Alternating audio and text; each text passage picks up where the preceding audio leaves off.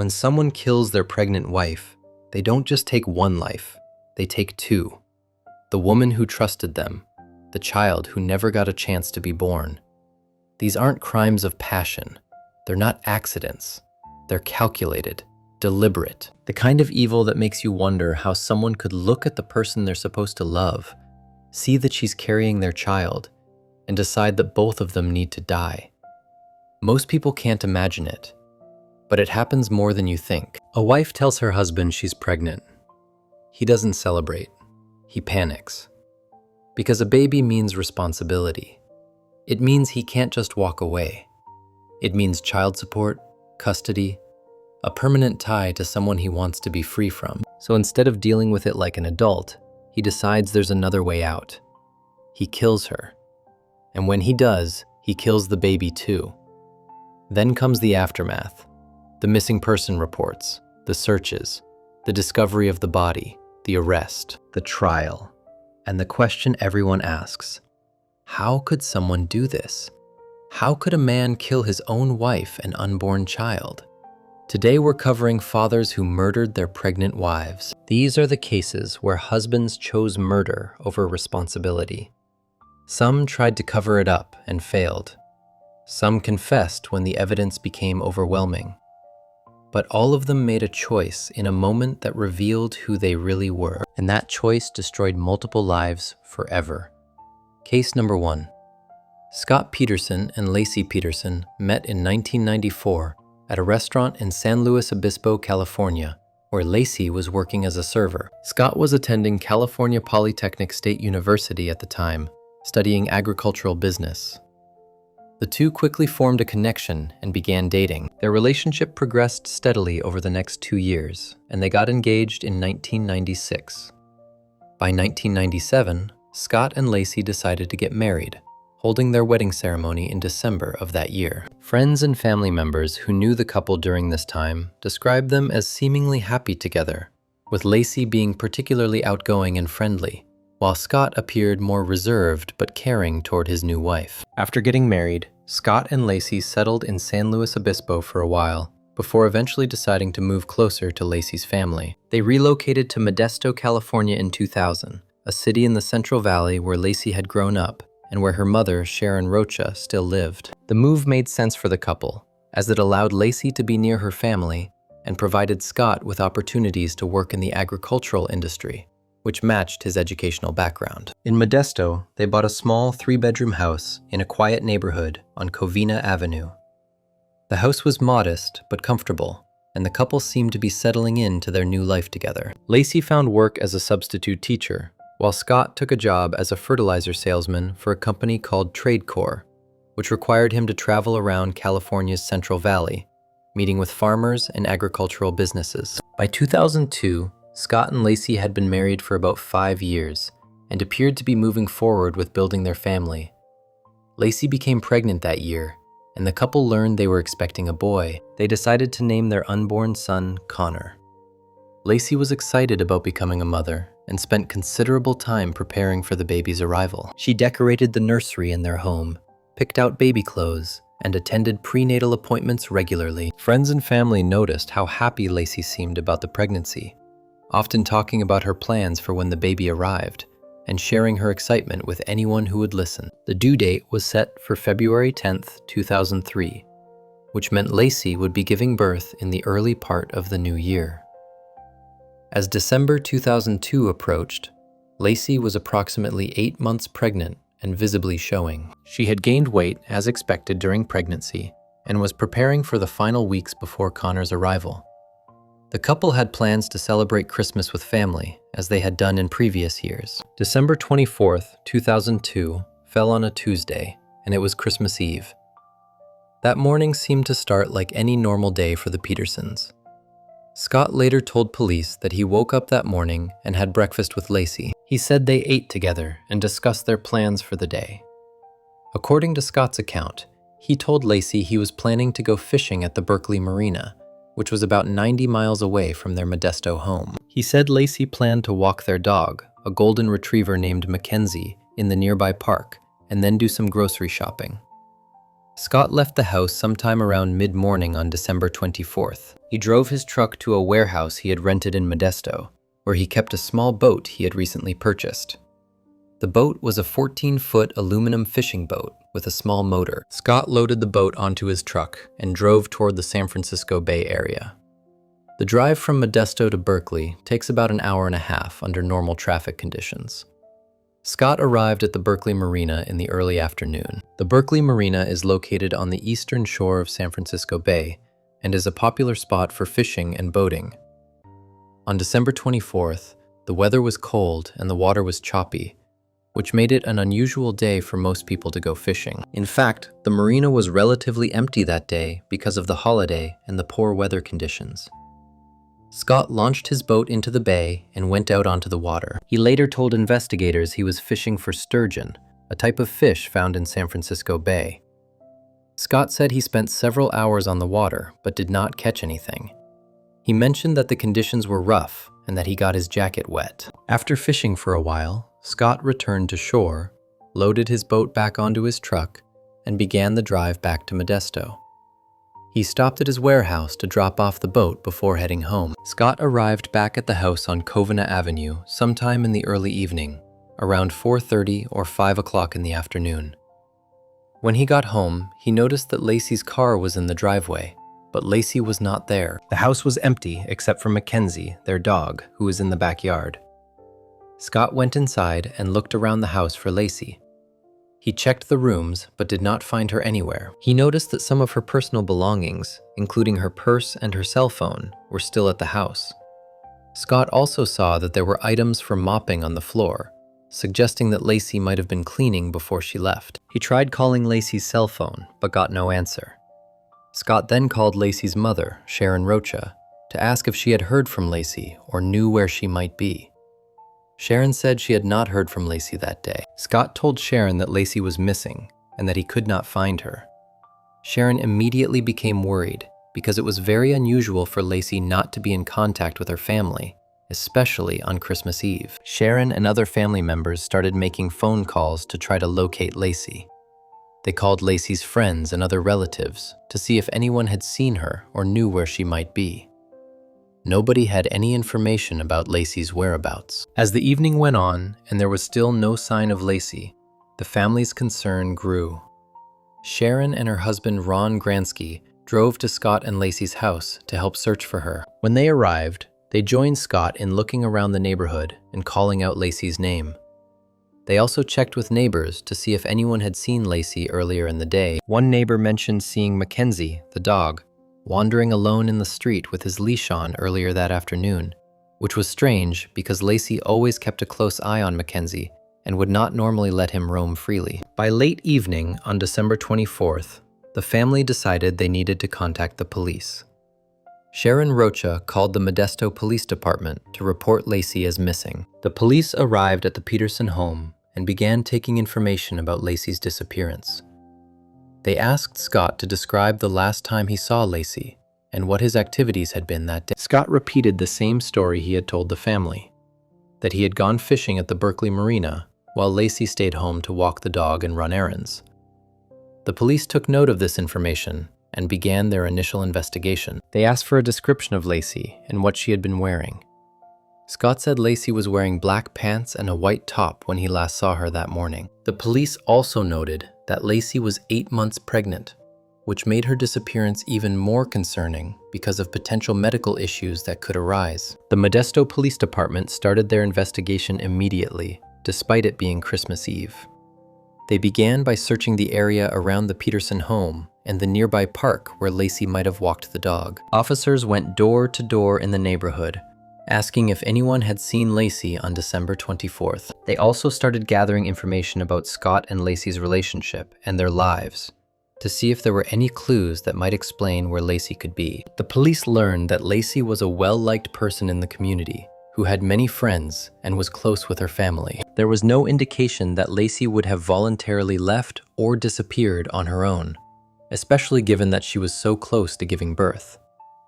As Christmas Day arrived on December 25th, Lacey was still missing. The family was devastated and scared about what might have happened to her.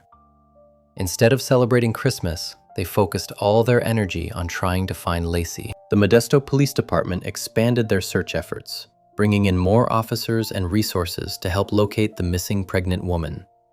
They conducted searches of parks, open fields, and waterways in the Modesto area. Police also began looking more closely at Scott Peterson's story about going fishing on December 24th. They asked him detailed questions about his fishing trip, including what time he left, what route he took, what he did at the marina, and what time he returned home. Scott provided answers to these questions, maintaining that he had spent the afternoon fishing alone at the Berkeley Marina. In the days following Lacey's disappearance, the story began to attract media attention. Local news stations in the Modesto area reported on the missing pregnant woman, and soon the story spread to regional and then national news outlets. The image of Lacey Peterson, a young woman with a bright smile who was about to become a mother, resonated with people across the country. The fact that she disappeared on Christmas Eve added another layer of tragedy to the story. Lacey's family, particularly her mother Sharon, began doing media interviews to plead for information about Lacey's whereabouts. They set up a volunteer center to coordinate search efforts and distributed flyers with Lacey's picture throughout Modesto and surrounding areas. Thousands of volunteers showed up to help search for Lacey, combing through fields, parks, and neighborhoods, hoping to find any clue about what happened to her. Scott Peterson also participated in some of the early media interviews and search efforts. He appeared on local news stations asking for help in finding his wife.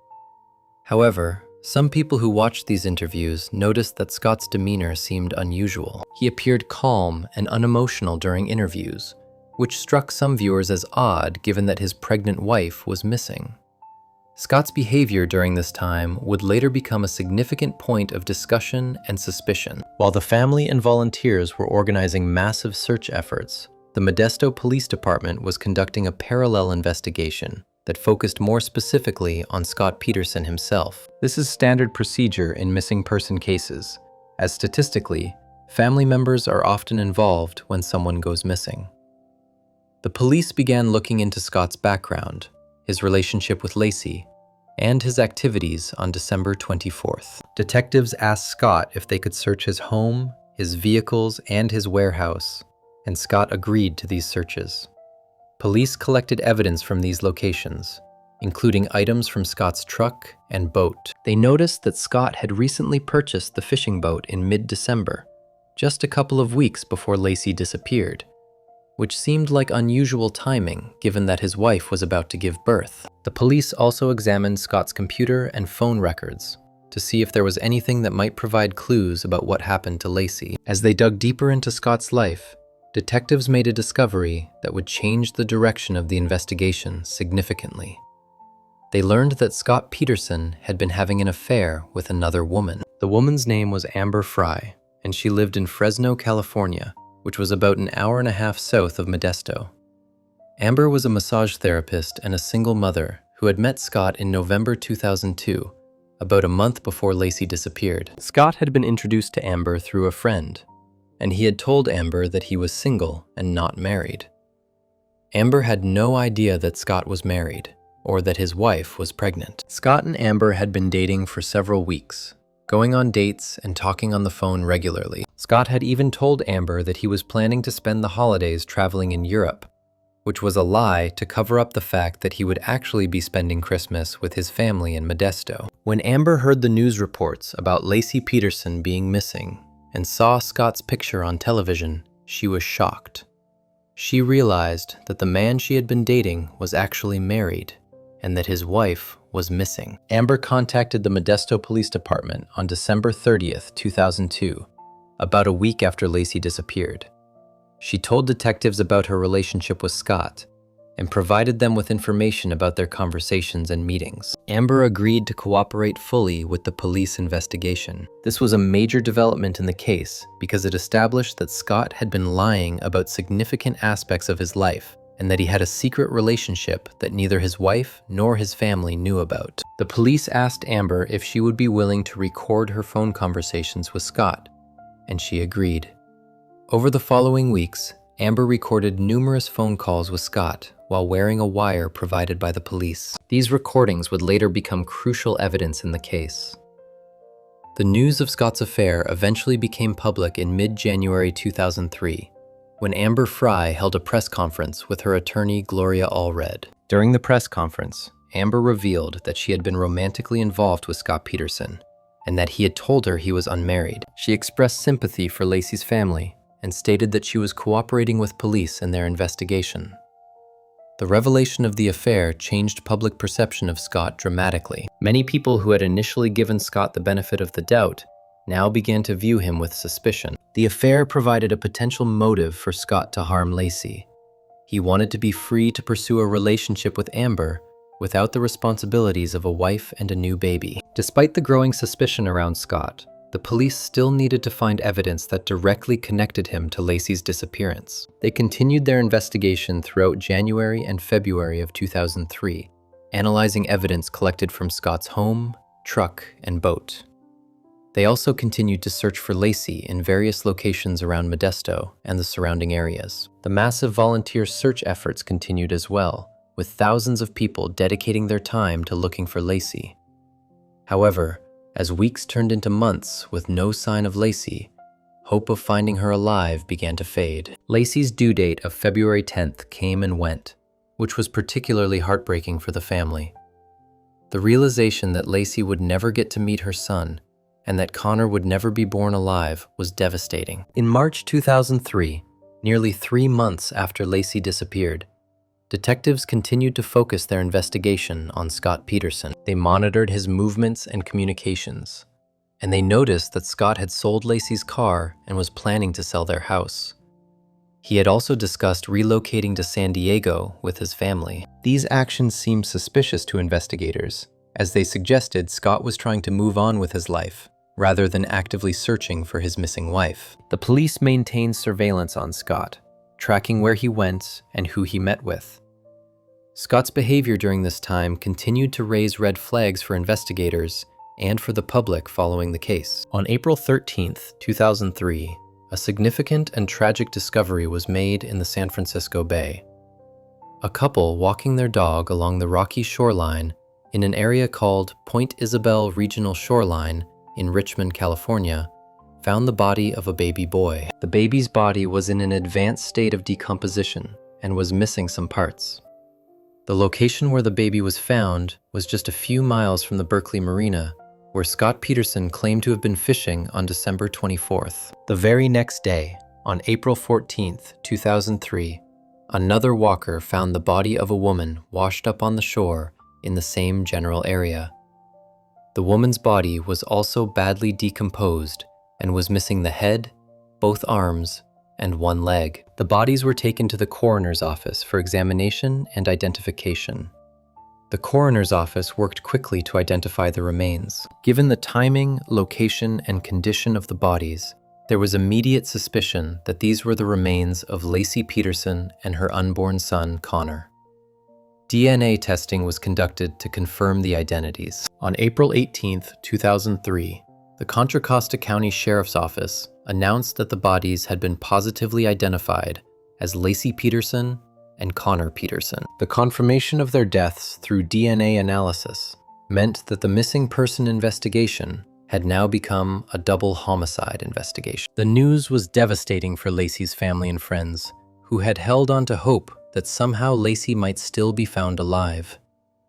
Now they had to face the horrible reality that Laci and Connor had been murdered. The discovery of the bodies near the Berkeley Marina was particularly significant because it was the same location where Scott Peterson claimed to have been fishing on the day Laci disappeared. The fact that the bodies washed up so close to where Scott said he was on December 24th was not viewed as a coincidence by investigators. The police theory was that Scott had killed Laci at their home in Modesto on the morning of December 24th, placed her body in his truck, driven to the Berkeley Marina with his boat, taken her body out onto the bay in his boat, and dumped her body in the water.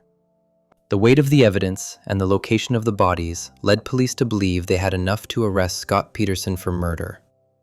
On April 18, 2003, the same day the bodies were confirmed to be Laci and Connor, police arrested Scott Peterson. He was not in Modesto at the time of his arrest. Instead, Scott had driven to San Diego, which is in Southern California near the Mexican border.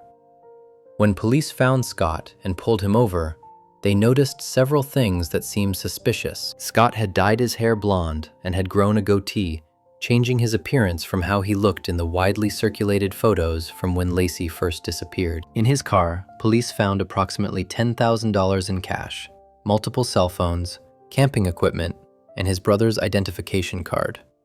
Scott also had 4 credit cards belonging to family members and a shovel in the vehicle. The police believed that Scott might have been planning to flee to Mexico to avoid prosecution, though Scott's defense would later dispute this claim. Scott Peterson was taken into custody and charged with 2 counts of murder, 1 for killing Laci and 1 for killing Connor. Under California law at the time, the killing of a fetus could be charged as murder if the fetus had developed beyond a certain point, which Connor clearly had since Laci was 8 months pregnant. The charges against Scott were serious, and the Stanislaus County District Attorney's Office announced that they would be seeking the death penalty in the case. This meant that if Scott was convicted, he could potentially face execution. Scott was held without bail at the Stanislaus County Jail in Modesto.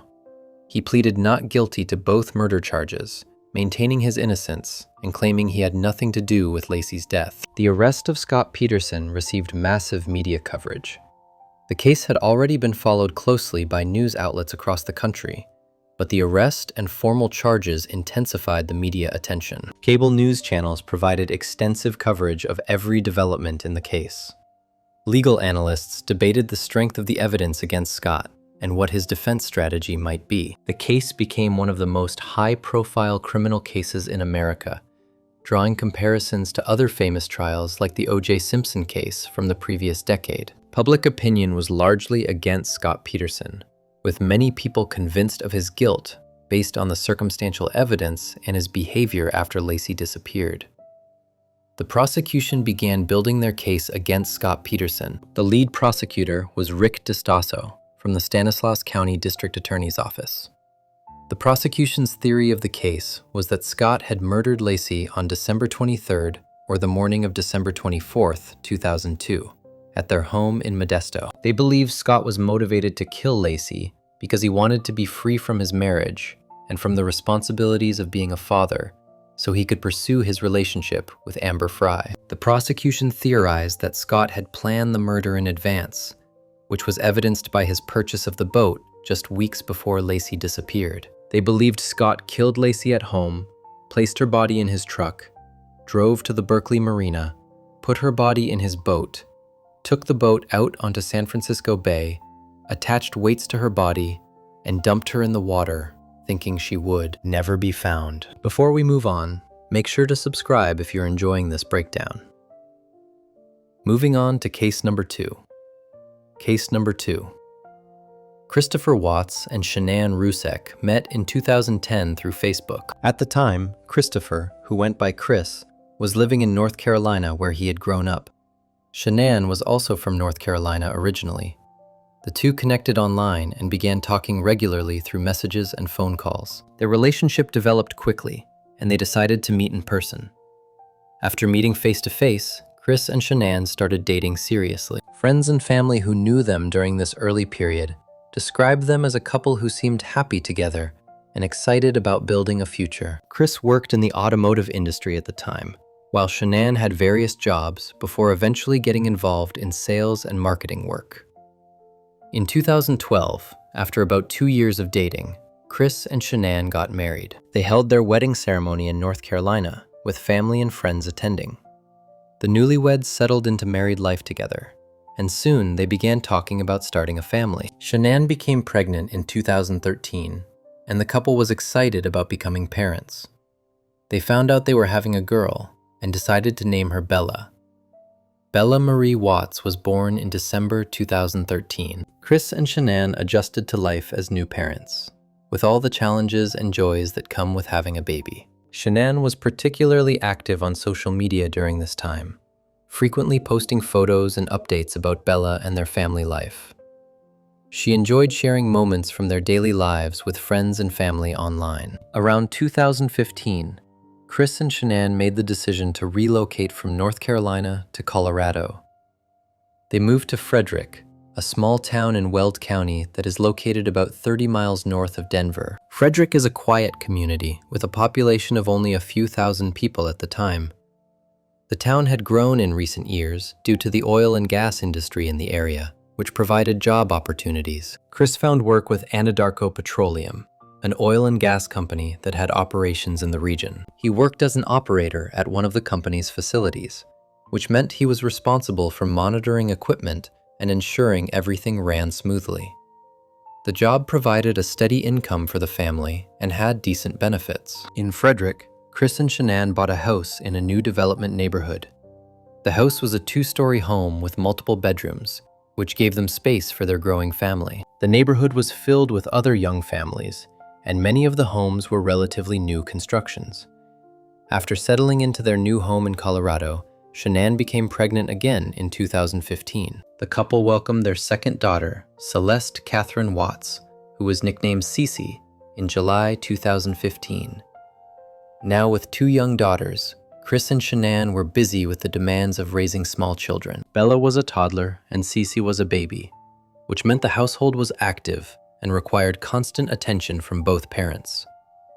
Shanann continued to be very active on social media throughout this period. She posted regularly on Facebook, sharing photos of the girls, updates about family activities, and details about their daily life. Shanann had gotten involved with a multi-level marketing company called Lavelle, which sold health and wellness products under the brand name Thrive. She became a promoter for Thrive and used her social media presence to market the products to friends and potential customers.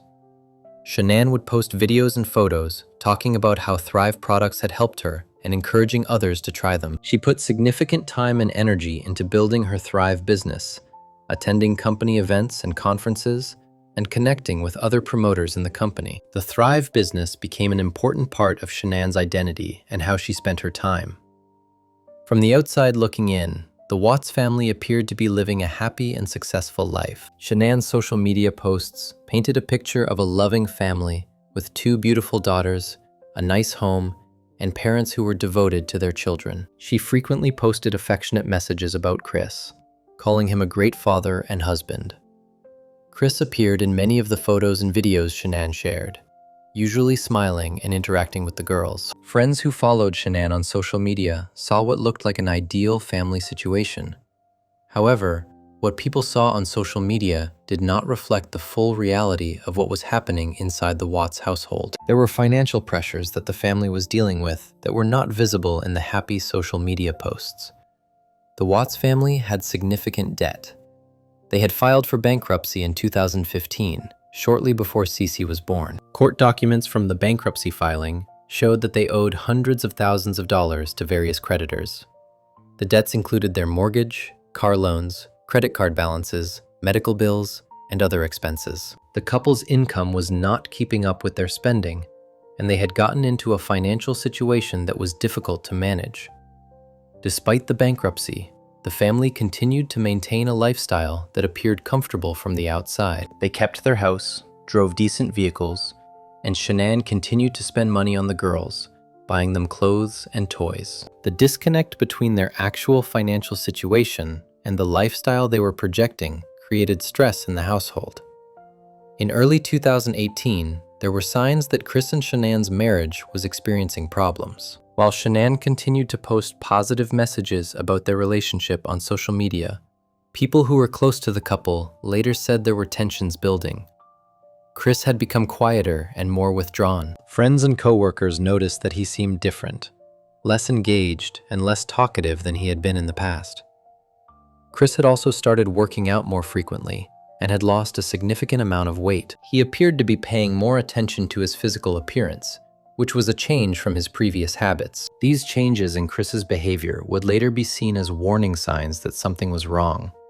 Though at the time, many people just thought he was focusing on getting healthier. In the spring of 2018, Chris Watts began an affair with a coworker at Anadarko Petroleum. The woman's name was Nicole Kessinger, and she worked in the environmental department at the company. Nicole and Chris started talking at work and developed a friendship that turned into something more. Chris told Nicole that he was married, but claimed that he and his wife were separated and in the process of getting a divorce. This was not true. Chris was still living at home with Shanann and their daughters, and Shanann had no idea that Chris wanted to end their marriage. Chris kept his relationship with Nicole secret from his wife and family. He would communicate with Nicole through text messages and phone calls when Shanann was not around, and they would meet up when Chris could get away from home. Chris and Nicole's relationship became more serious over the summer months of 2018. They spent time together outside of work, going on dates and getting closer emotionally. Nicole later told investigators that Chris had presented himself as someone who was almost done with his marriage and ready to move on to a new relationship. She said she believed him when he told her he was separated from his wife. Chris went to considerable lengths to hide the affair from Shanann. He deleted text messages, used apps that would make his communications disappear, and lied about where he was and what he was doing when he was actually with Nicole. The secret relationship added another layer of stress and deception to Chris's life, as he was essentially living a double life between his family at home and his girlfriend at work. In June 2018, Shanann found out she was pregnant again. This would be the couple's third child together. Shanann was excited about the pregnancy and shared the news with friends and family. She posted about it on social media, announcing that they were expecting another baby and that she hoped it would be a boy this time.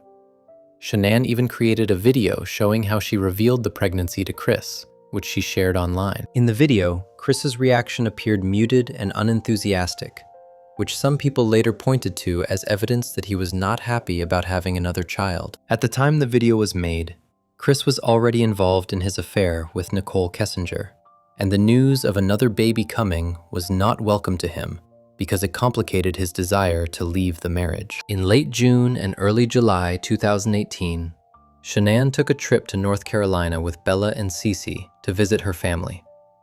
Chris stayed behind in Colorado, telling Shanann he had to work. During the weeks that Shanann and the girls were away, Chris spent significant time with Nicole.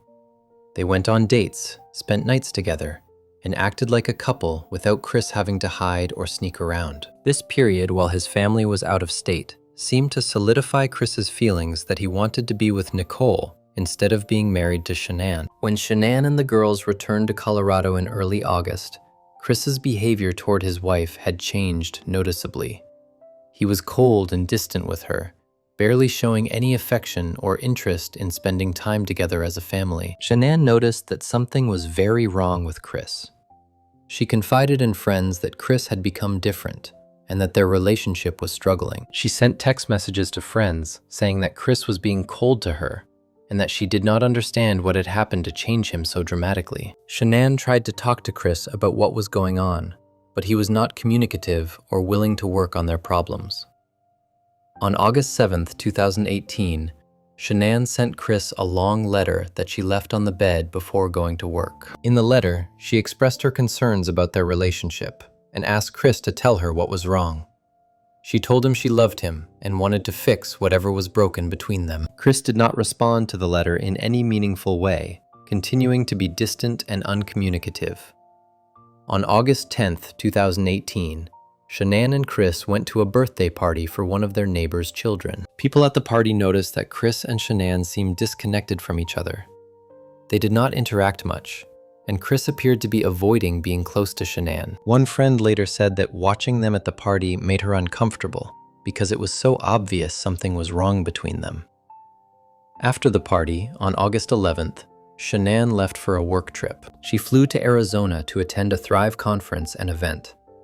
The trip was planned as a business opportunity and also as a chance for Shanann to spend time with other women who were part of the Thrive community. Chris stayed home with Bella and Cece while Shanann was away. While Shanann was in Arizona on August 11th and 12th, Chris was communicating with Nicole Kessinger. Phone records and text messages later showed that Chris and Nicole were in frequent contact during this time. They made plans to see each other and talked about their future together. Nicole later told police that during this weekend, Chris told her that his separation from his wife was going to be finalized soon, and that he would be free to fully commit to their relationship. Chris gave Nicole the impression that everything was moving forward with his divorce, and that his old life was ending so a new one could begin. What Nicole did not know was that Shanann had no idea Chris wanted a divorce, and that there was no separation process happening at all. On August 12, 2018, Chris did something that later became a key piece of evidence in the case. He searched online for information about how to hide a body and whether it was possible to dispose of a body in oil tanks. These internet searches were made from Chris's phone and showed that he was actively thinking about murder and how to cover it up. The searches happened while Shanann was still in Arizona and before she returned home. This indicated that Chris had already made the decision to kill his wife and was planning how to do it and how to avoid getting caught. The fact that he searched for this information in advance proved that what happened next was not a spontaneous act or an accident, but rather something Chris had thought about and planned. Shanann returned to Colorado very early in the morning on August 13th, 2018. Her flight arrived around 1 o'clock in the morning, and a friend named Nicole Atkinson picked her up from the airport and drove her home to Frederick. Nicole dropped Shanann off at her house around 1:48 in the morning. Shanann went inside the house where Chris and the two girls were sleeping. Security camera footage from a neighbor's house showed Shanann being dropped off and walking up to the front door of her home. That was the last time anyone except Chris Watts would see Shanann alive. What happened inside the Watts house in the early morning hours of August 13th is known from Chris's later confession to police, though he changed details of his story multiple times. According to Chris's eventual admission, he killed Shanann sometime in the early morning of August 13th.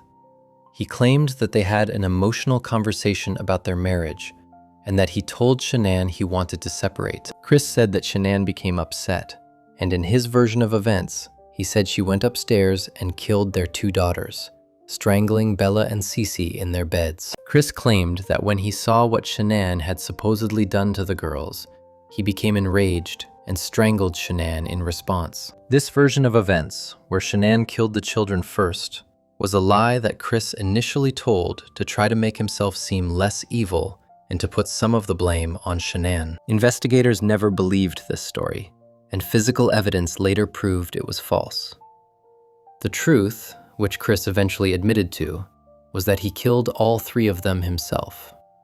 Chris strangled Shanann in their bedroom while she was in bed. After killing his wife, Chris carried her body down the stairs and placed it on the floor of his truck. Then Chris went back upstairs to the girls' bedrooms. He woke up Bella and Cece and told them they were going on a trip. Chris put the two little girls in his truck along with their dead mother's body. Bella was 4 years old and Cece was 3 years old. Chris then drove from their house in Frederick to an oil field site owned by Anadarko Petroleum where he worked. The drive took about 40 minutes. During the drive, Bella and Cece were alive in the truck, not knowing that their mother was dead and that their father was planning to kill them too. When Chris arrived at the remote oil site, he parked his truck and began the process of disposing of the bodies. First, he took Shanann's body out of the truck and placed it on the ground. Then Chris took Cece out of the truck and killed her by smothering her. After Cece was dead, Chris took her small body and pushed it through an opening at the top of an oil tank, dropping her body into the crude oil inside the tank. Chris then went back to the truck, where Bella was still alive.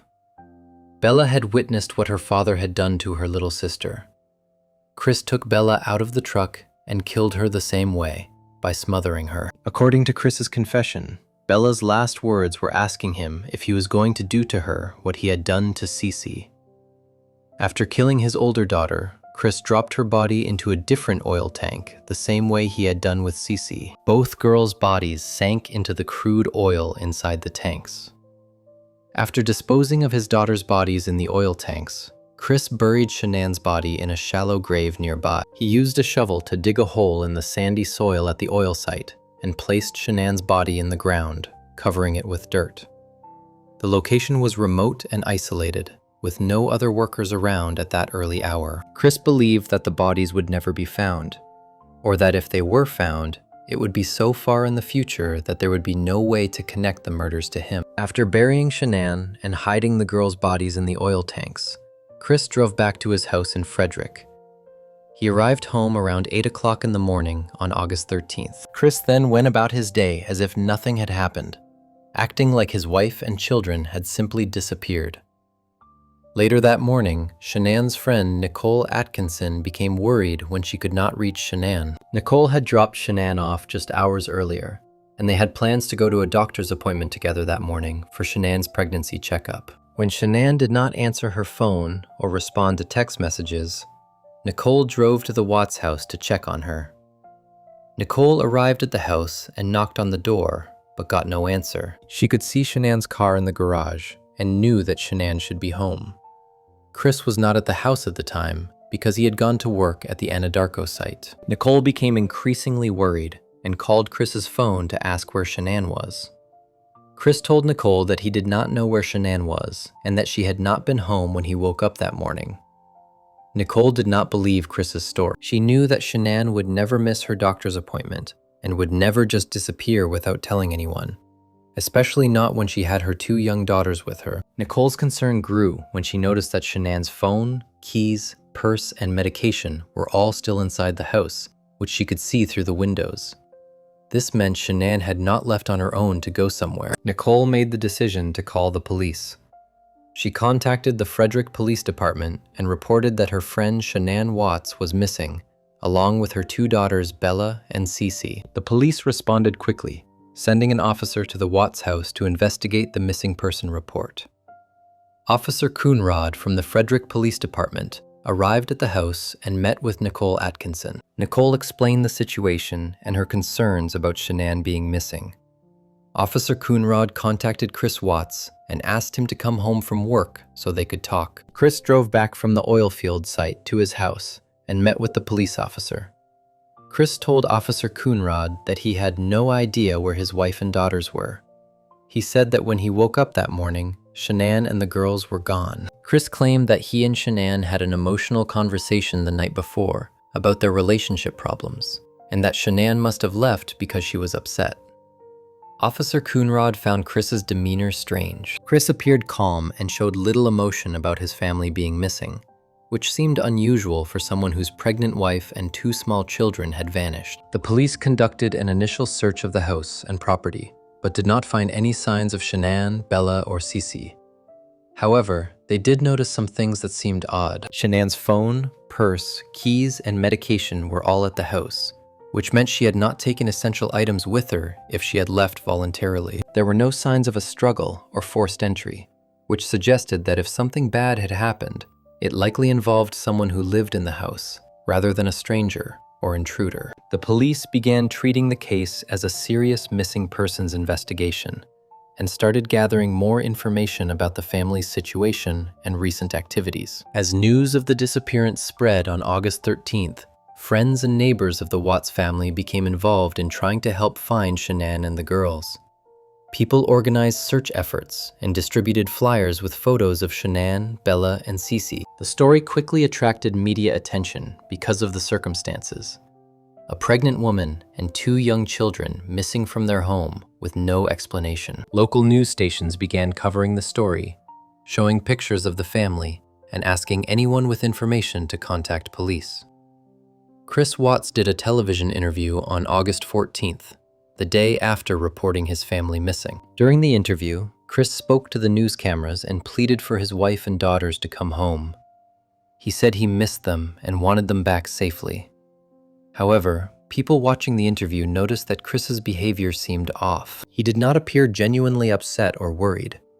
His body language was stiff and uncomfortable, and he seemed to be forcing himself to look sad rather than actually being sad. At one point during the interview, Chris was standing in front of his house and talking about how he just wanted Shanann and the girls to come home, but he could not seem to cry or show real emotion. Viewers and investigators alike found his performance unconvincing. The interview actually had the opposite effect of what Chris might have hoped.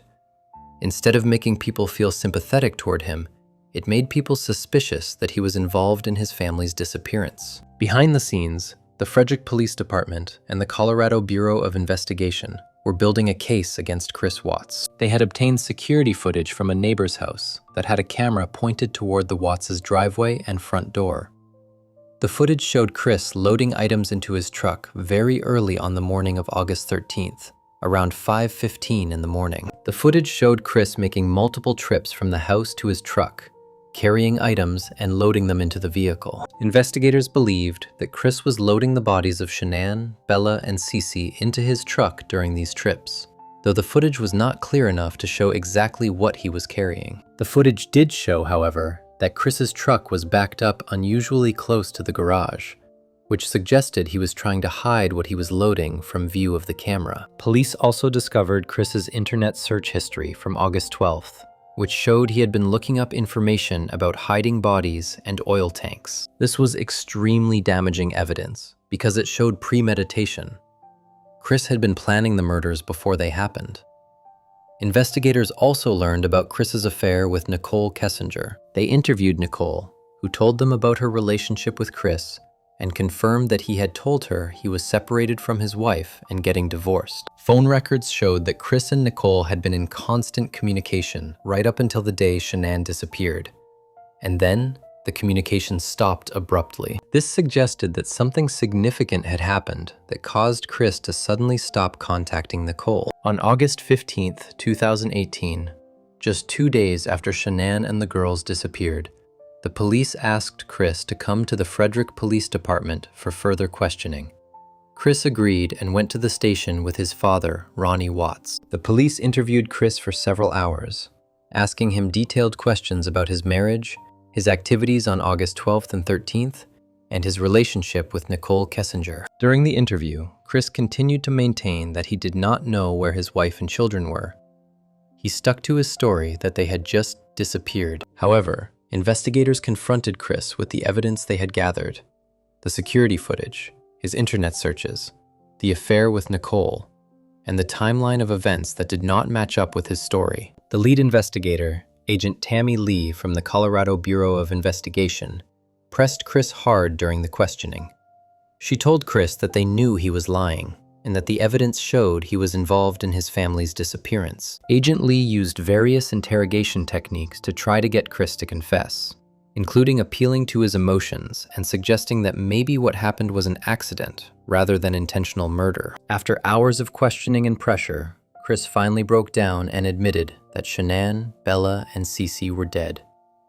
However, in this initial confession, Chris lied about how they died. He told investigators the false story that Shanann had killed the girls, and that he had killed Shanann in response, after seeing what she had done to their daughters. Even though investigators did not believe Chris's version of events, the admission that the family was dead was enough for them to arrest him.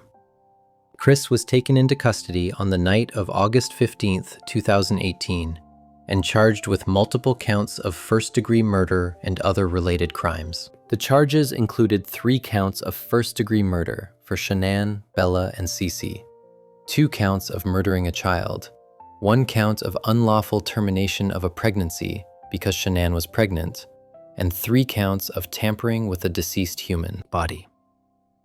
Chris was held without bond at the Weld County Jail. After his arrest, Chris told police where to find the bodies. He directed investigators to the oil field site where he worked, and explained that Shanann was buried in a shallow grave, and that Bella and Cece were in the oil tanks. On August 16, 2018, investigators went to the Anadarko petroleum oil site that Chris had identified. The location was a remote area called Survey 319, which was one of many oil and gas sites that Anadarko operated in Weld County. Workers from Anadarko helped investigators access the site and the oil tanks. The process of recovering the bodies was difficult and took many hours. First, they found Shanann's body in the shallow grave where Chris had buried her. Her body was only a few feet below the surface and was still clothed. Then came the heartbreaking task of retrieving Bella and Cece from the oil tanks. The tanks had to be drained of the crude oil before the girls' bodies could be removed. The process was slow and painstaking, and workers had to be extremely careful. Eventually, both little girls' bodies were recovered from the separate oil tanks where Chris had dropped them. The recovery of the bodies was devastating for everyone involved in the investigation, and the details of where the children were found shocked the public when the information was released. Autopsies were performed on Shanann, Bella, and Cece to determine the exact causes of death and to gather forensic evidence. The autopsy results confirmed that all 3 had been killed by asphyxiation, meaning they were deprived of oxygen until they died.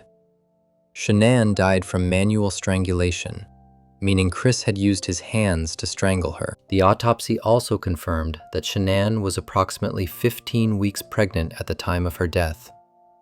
The unborn baby boy, whom Shanann had planned to name Nico, died along with his mother. The autopsies of Bella and Cece showed they had died from smothering, which matched Chris's eventual confession about how he killed them. The autopsy reports also noted that the girls' bodies had been submerged in crude oil, which had preserved them to some degree, but also made the examination more difficult. Before we move on, make sure to subscribe if you're enjoying this breakdown. Moving on to case number 3. Case number 3. Mark Hacking and Lori Soares met while they were both students at the University of Utah in Salt Lake City. They began dating in the late 1990s and quickly formed a strong connection. Lori was described by friends and family as a bright, kind, and dedicated person who was studying to become a stockbroker and worked in the financial industry. Mark was pursuing what he told everyone was a pre-medical education, claiming he was working toward becoming a doctor. The couple dated for several years before deciding to get married. They held their wedding ceremony in 1999, and friends who attended described it as a happy occasion, with a couple who seemed very much in love and excited about their future together. After getting married, Mark and Lori settled into life in Salt Lake City, Utah. Salt Lake City is the capital of Utah and the largest city in the state, located in a valley with mountains on the east side. The city has a population of around 200,000 people within the city limits and over 1 million in the greater metropolitan area. Mark and Lori lived in an apartment complex and both continued working and pursuing their educational and career goals. Lori worked at Wells Fargo Bank in a position that involved helping customers with their financial needs. She was well liked at her job and was considered a reliable and friendly employee. Mark told everyone he was continuing his pre-medical studies at the University of Utah, with plans to eventually attend medical school and become a doctor. Throughout their marriage, Mark maintained the story that he was a successful student working toward a medical career. He told Lori, his family, her family, and all their friends that he was enrolled at the University of Utah and making progress toward completing his undergraduate degree before applying to medical schools. Mark created an elaborate web of lies about his academic achievements. He would talk about his classes, his professors, and his grades, as if everything he was saying was true. He even showed Lori what appeared to be transcripts and documents from the university that supported his claims about being a student. Mark went to great lengths to make his lies believable, and because Lori trusted her husband completely, she had no reason to doubt what he was telling her. In reality, Mark Hacking was not enrolled at the University of Utah at all. He had attended the university in the past, but had dropped out years earlier without completing his degree. Mark had never finished his undergraduate education, which meant he was not qualified to apply to medical school. Despite this, Mark continued to pretend he was a student. He would leave their apartment as if he was going to classes, but instead he would spend his days doing other things while maintaining the appearance of being a busy college student. The lies about his education were just the beginning of a pattern of deception that Mark engaged in throughout his marriage to Lori. By 2004, Mark had taken his lies to an even more extreme level. He told Lori and both of their families that he had been accepted to medical school at the University of North Carolina in Chapel Hill. This was supposedly a major achievement and a reason for celebration. Getting into medical school is highly competitive and difficult, so Mark's acceptance was treated as wonderful news by everyone who knew him. Lori was incredibly proud of her husband and excited about the opportunity for them to move across the country to North Carolina, where Mark would pursue his dream of becoming a doctor. The couple began making plans to relocate from Salt Lake City to Chapel Hill, which is a small city in North Carolina that is home to the University of North Carolina and its medical school. Mark and Lori started preparing for their big move to North Carolina.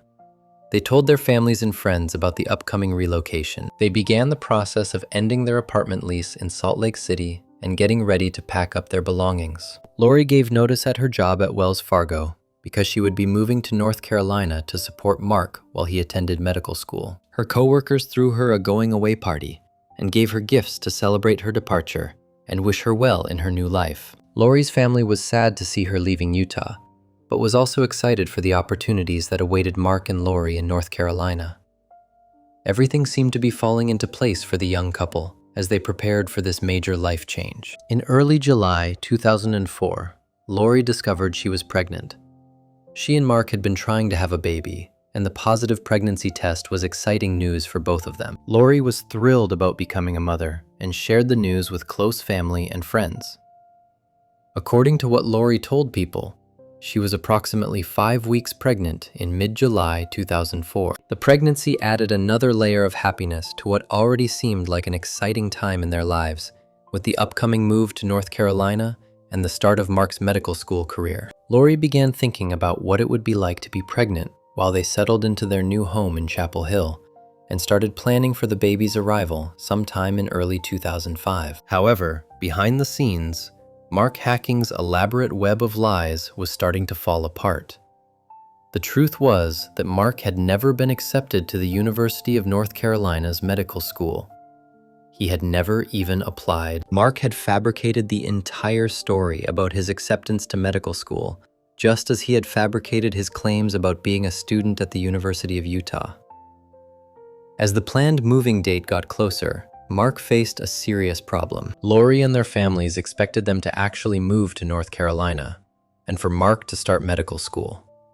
Mark had created a situation where his lies were about to be exposed, and he did not know how to get out of it without admitting the truth about everything he had been lying about for years. On July 18, 2004, Lori called the University of North Carolina to ask some questions about student housing and other details related to their upcoming move. When she spoke with someone in the admissions office, she was told that there was no record of Mark Hacking being accepted to their medical school. The person Lori spoke with could not find any information about Mark in their system at all. Lori was confused and concerned by this information. She tried to understand how there could be no record of Mark's acceptance when she had seen documents that appeared to show he had been admitted. Lori called Mark to ask him about what the university had told her. Mark, realizing his lies were being discovered, tried to come up with explanations and excuses for why there might be confusion about his admission status. That evening, on July 18th, Lori spoke with her father, Douglas Soares, on the phone. She told him about the strange situation with the University of North Carolina having no record of Mark's acceptance. Douglas Soares decided to do some investigating of his own. He contacted the University of Utah to verify Mark's claims about having completed his undergraduate degree there. What Douglas discovered was shocking. The University of Utah told him that Mark Hacking had not graduated from their institution.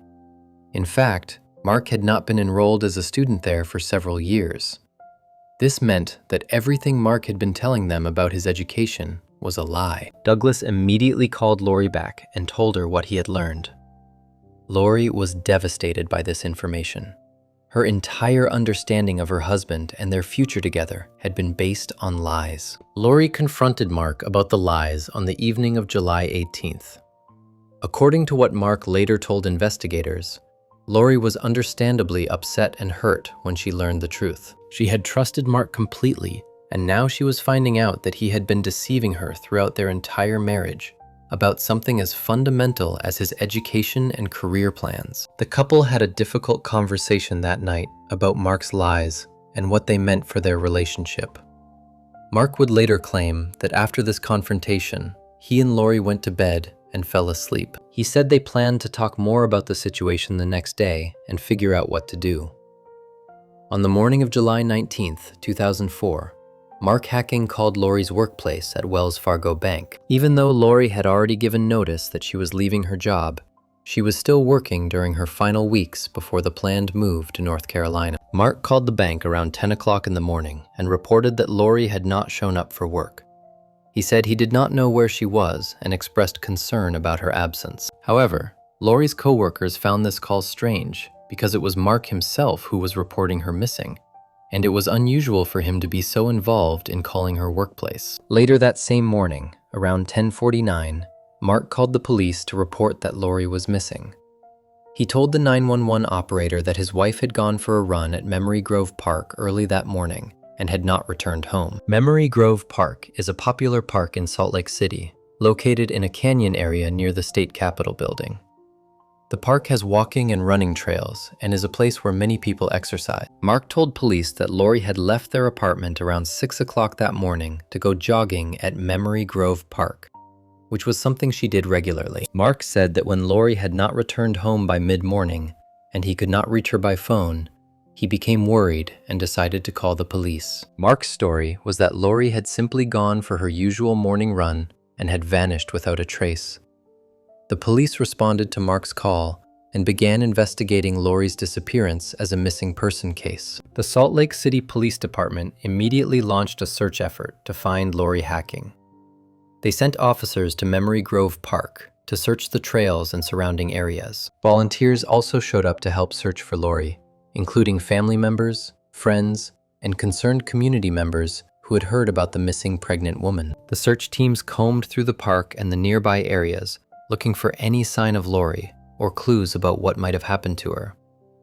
The case quickly attracted media attention. Local news stations in Salt Lake City began reporting on the missing woman, showing Lori's picture and asking anyone with information to contact police. The fact that Lori was pregnant made her disappearance even more concerning and tragic in the eyes of the public. Mark Hacking appeared at the park during the search efforts and spoke with police and media about his missing wife. He did interviews with local television news stations where he made emotional pleas for Lori's safe return. Mark told reporters that he just wanted his wife to come home safely and that he was worried about her and their unborn baby. He appeared to cry during some of these interviews and acted like a concerned husband who was desperate to find his wife. However, similar to other cases, some people who watched Mark's interviews felt that something seemed off about his behavior. While he appeared to be trying to act upset, his emotions did not seem completely genuine to some observers.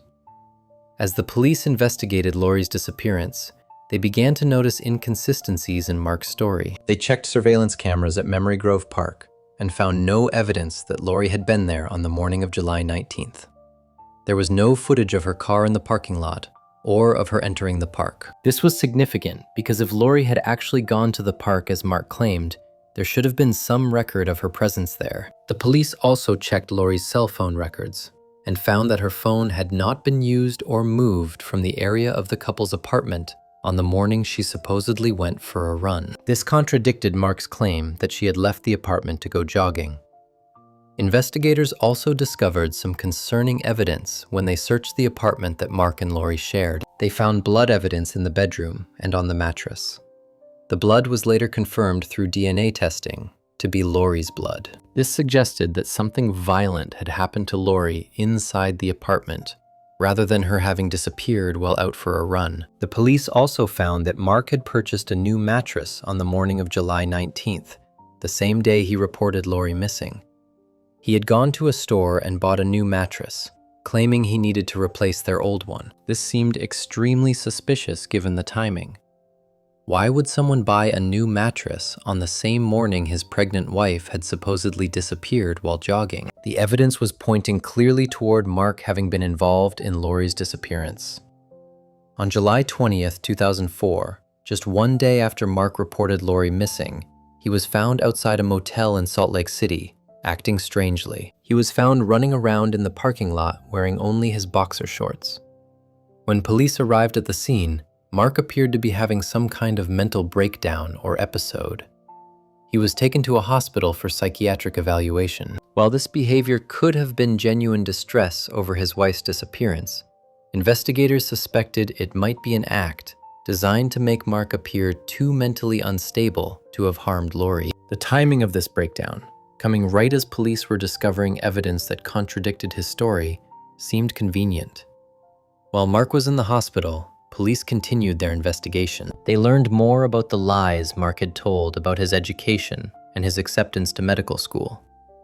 They also discovered that Mark had been researching how to cover up crimes and dispose of evidence in the days before Lori disappeared. Investigators found that Mark had done internet searches about topics related to getting rid of bodies and avoiding detection. This was similar to other cases where killers had searched for information about covering up their crimes before committing murder. The combination of the blood evidence, the new mattress purchase, the lack of any evidence that Lori had been at Memory Grove Park, Mark's lies about his education, and his suspicious internet searches all pointed to Mark having killed his wife. On July 24, 2004, 5 days after Lori was reported missing, police arrested Mark Hacking and charged him with murdering his wife.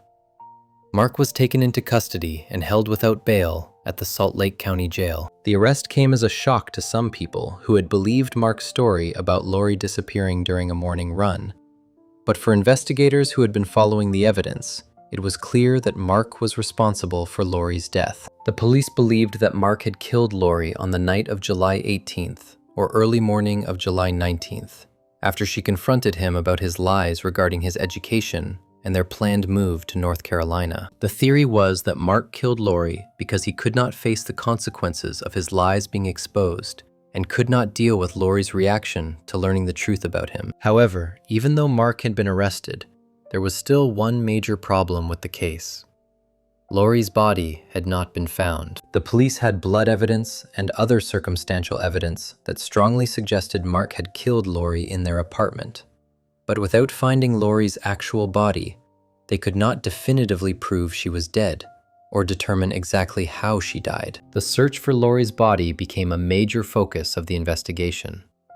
Police needed to figure out what Mark had done with Lori's remains after killing her. Based on the evidence they had gathered, investigators developed a theory about what Mark had done. The police believed that after killing Lori in their bedroom, Mark had wrapped her body in the mattress or bedding and removed it from the apartment. The purchase of the new mattress suggested that the old mattress had been contaminated with blood evidence and needed to be disposed of. Investigators theorized that Mark had placed Lori's body in a dumpster somewhere in Salt Lake City. This would explain why the body had not been found despite extensive searches of Memory Grove Park and other outdoor areas.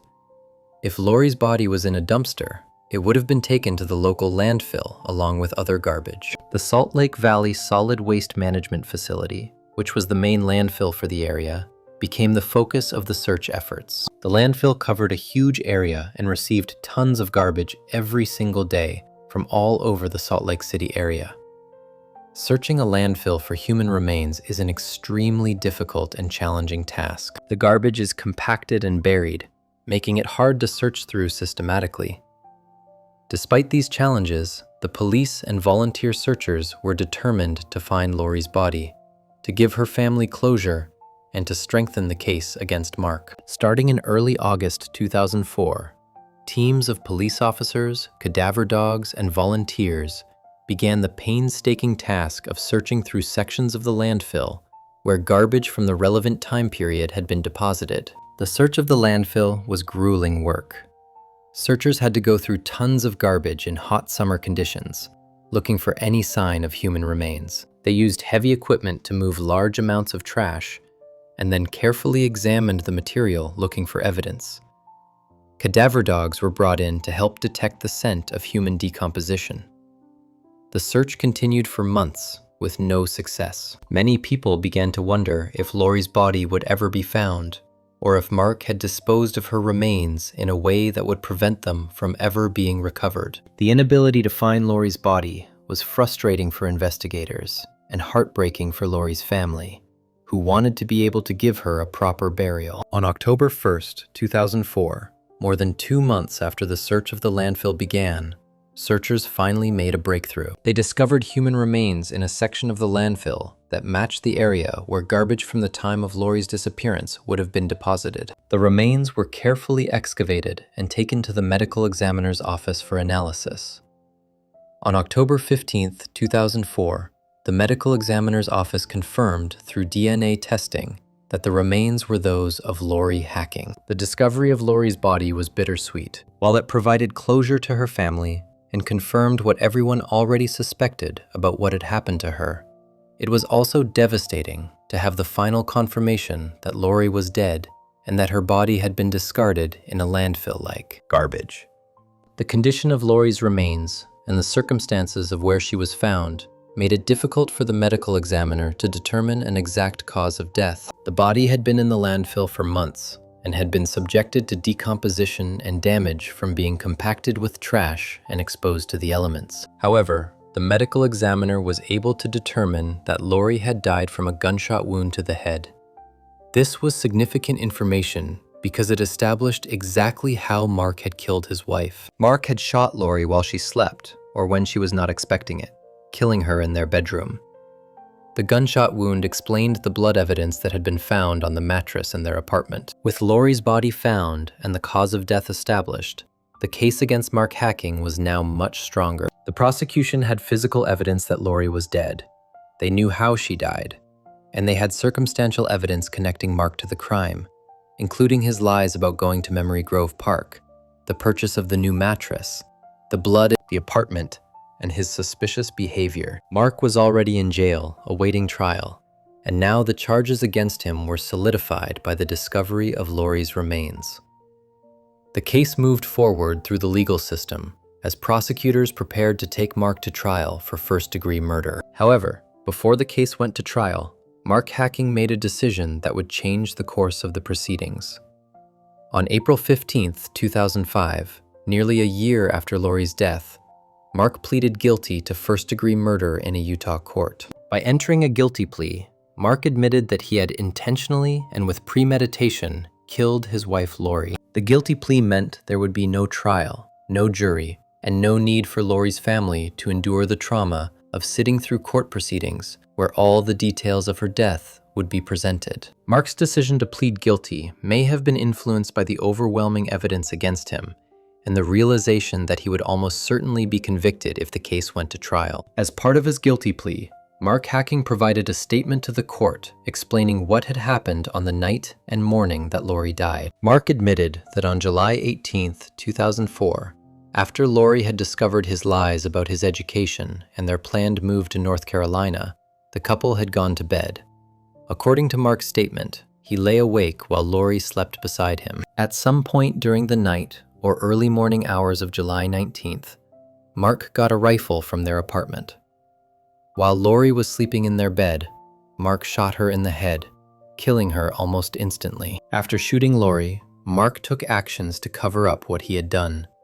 He wrapped her body in bedding or placed it in something that would contain it, and then he disposed of her body in a dumpster. Mark then created the false story about Lori going for a run at Memory Grove Park to explain her disappearance.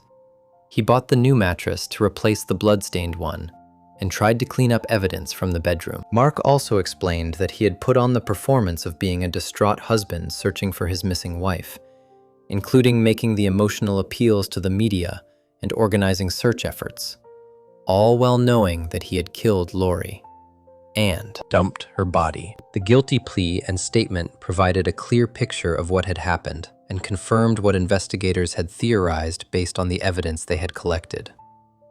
On June 6, 2005, Mark Hacking appeared before a judge for his sentencing hearing. In Utah, first-degree murder carries a sentence of either 15 years to life in prison or life in prison without the possibility of parole. The judge in Mark's case sentenced him to 6 years to life in prison on the first-degree murder charge. However, Utah law at the time required that he also be sentenced on additional charges related to the crime. Mark received additional consecutive sentences for other charges, which effectively meant he would serve a very long time in prison before being eligible for parole. The sentencing brought some measure of justice for Lori's family, though nothing could bring Lori back or undo the pain that Mark had caused. During the sentencing hearing, members of Lori's family had the opportunity to speak and share victim impact statements. Lori's mother, Thelma Soares, spoke about the devastating loss of her daughter and the unborn grandchild she would never meet. She described Lori as a loving, kind person who had her whole life ahead of her and who was excited about becoming a mother. Thelma talked about how Mark had not only taken Lori's life, but had also robbed the family of the future they should have had with Lori and her baby. Other family members also spoke about their grief and anger at what Mark had done. The statements were emotional and heartbreaking, illustrating the profound impact that Mark's actions had on all the people who loved Lori. Mark Hacking also spoke briefly at his sentencing hearing. He apologized to Lori's family for what he had done and expressed remorse for killing his wife. However, his words provided little comfort to Lori's family, who had to live with the loss of their daughter and sister. Mark's apology could not change the fact that he had chosen to kill Lori rather than face the consequences of his lies being exposed. He had taken the cowardly path of murder instead of having the courage to admit the truth and deal with the fallout of his deception. After the sentencing, Mark was transferred to the Utah State Prison to begin serving his sentence. The case of Lori Hacking's murder highlighted several disturbing elements about Mark Hacking's character and psychology. The elaborate lies he had maintained for years about his education showed a deep-seated pattern of deception. Mark had not just told one or two lies, but had created an entire false identity as a successful student and future doctor. He had lied to everyone in his life, consistently and convincingly. When those lies were finally exposed and he faced being held accountable, Mark chose to commit murder rather than accept responsibility. This showed an extreme selfishness and disregard for human life. Mark valued his ability to maintain his false image more than he valued his wife's life or the life of their unborn child. The pregnancy was a particularly tragic aspect of the case. Lori was only about 5 weeks pregnant when Mark killed her, meaning she was in the early stages of pregnancy and looking forward to becoming a mother. Mark not only killed his wife, but also killed his own unborn child. The baby that Lori was carrying represented hope and new life, and Mark destroyed that along with Lori. The fact that Mark could kill his pregnant wife showed a complete lack of empathy and human feeling. Many people following the case found it especially disturbing that Mark had gone through the motions of pretending to search for Lori and acting like a concerned husband when he knew the entire time that he had killed her and where her body was located. Lori's family struggled to understand how Mark could have deceived them all so thoroughly and for so long. They had welcomed Mark into their family, trusted him, and believed in him. They had been proud when they thought he was accepted to medical school and were supportive of his goals. To learn that everything had been a lie was painful enough, but to also lose Lori because of Mark's inability to face the truth was unbearable. The Swaz family became advocates for awareness about domestic violence and the warning signs of controlling or deceptive behavior in relationships. They wanted Lori's death to mean something, and hoped that by sharing her story, they might help prevent similar tragedies in other families. The search for Lori's body in the landfill became one of the most memorable and difficult aspects of the case. The dedication of the searchers, who spent months going through tons of garbage in hopes of finding Lori's remains, showed extraordinary commitment to finding justice for her. The volunteers and police officers who participated in the landfill search worked in terrible conditions, dealing with heat, smell, and the physically demanding nature of searching through compacted trash. Their persistence eventually paid off when Lori's body was found, but the experience was traumatic for many of those involved. Finding human remains in such a degrading location was a harsh reminder of how Mark had treated Lori's body with complete disrespect by throwing her away like trash. Mark Hacking remains in prison in Utah, serving his sentence for murdering Lori. He became eligible to apply for parole after serving the minimum portion of his sentence, but his parole requests have been denied. The parole board has determined that Mark should continue serving his sentence due to the serious nature of his crime. Lori's family has attended parole hearings to speak against Mark's release, reminding the board of the pain and loss that Mark caused. They have made it clear that they do not believe Mark should ever be released from prison for what he did to Lori and their unborn child. The family continues to honor Lori's memory and keep her story alive so that she is remembered for who she was, rather than just being defined by how she died. Before we move on, make sure to subscribe if you're enjoying this breakdown. Moving on to case number 4. Case number 4. Bobby Lee Cutts Jr. and Jessie Marie Davis met in the early 2000s in Stark County, Ohio. Stark County is located in the northeastern part of the state and includes the city of Canton, which is known for being the home of the Pro Football Hall of Fame. Bobby Cutts worked as a police officer for the Canton Police Department, which was a respected position in the community. He had joined the police force and worked as a patrol officer, responding to calls and enforcing the law. Jessie Davis was a young woman who worked as a substitute teacher in the local school system. She enjoyed working with children and was described by people who knew her as friendly, outgoing, and caring. Bobby and Jesse began a romantic relationship that continued for several years. The relationship between Bobby and Jesse was complicated from the beginning because Bobby was married to another woman. Bobby had a wife and was living a double life, where he maintained his marriage while also having a serious relationship with Jesse on the side. Jesse knew that Bobby was married, which created a difficult and painful situation for her. Despite knowing about his marriage, Jesse continued the relationship with Bobby, and over time, their involvement became more serious. The relationship was kept somewhat secret because Bobby did not want his wife, his family, or his co-workers at the police department to know the full extent of his involvement with Jesse. This pattern of deception and maintaining separate relationships would become a central part of Bobby's life. In 2005, Jesse became pregnant with Bobby's child. She gave birth to a son in 2006 who was named Blake. Bobby was the father of Blake, though he did not live with Jesse and Blake full-time because he was still married to his wife and maintaining his other household. Bobby would visit Jesse and Blake, but continued to keep his relationship with them separate from his official family life. Jesse was devoted to her son Blake and worked hard to provide for him, while also hoping that eventually Bobby would leave his wife and they could be together as a proper family. Jesse's family knew about her relationship with Bobby and knew that he was Blake's father, though they were not happy about the situation, given that Bobby was married and not fully committed to Jesse. By early 2007, Jesse was pregnant again with Bobby's second child. She was excited about the pregnancy and was preparing to welcome another baby into her home. Jesse lived in a house in Lake Township, which is a community in Stark County just outside of Canton. The house was a modest single-family home where Jesse lived with her young son Blake. As her pregnancy progressed through the spring of 2007, Jesse made plans for the baby's arrival. She set up a nursery in the house and bought baby supplies. Jesse was due to give birth in the summer of 2007, and by June, she was in the final weeks of her pregnancy.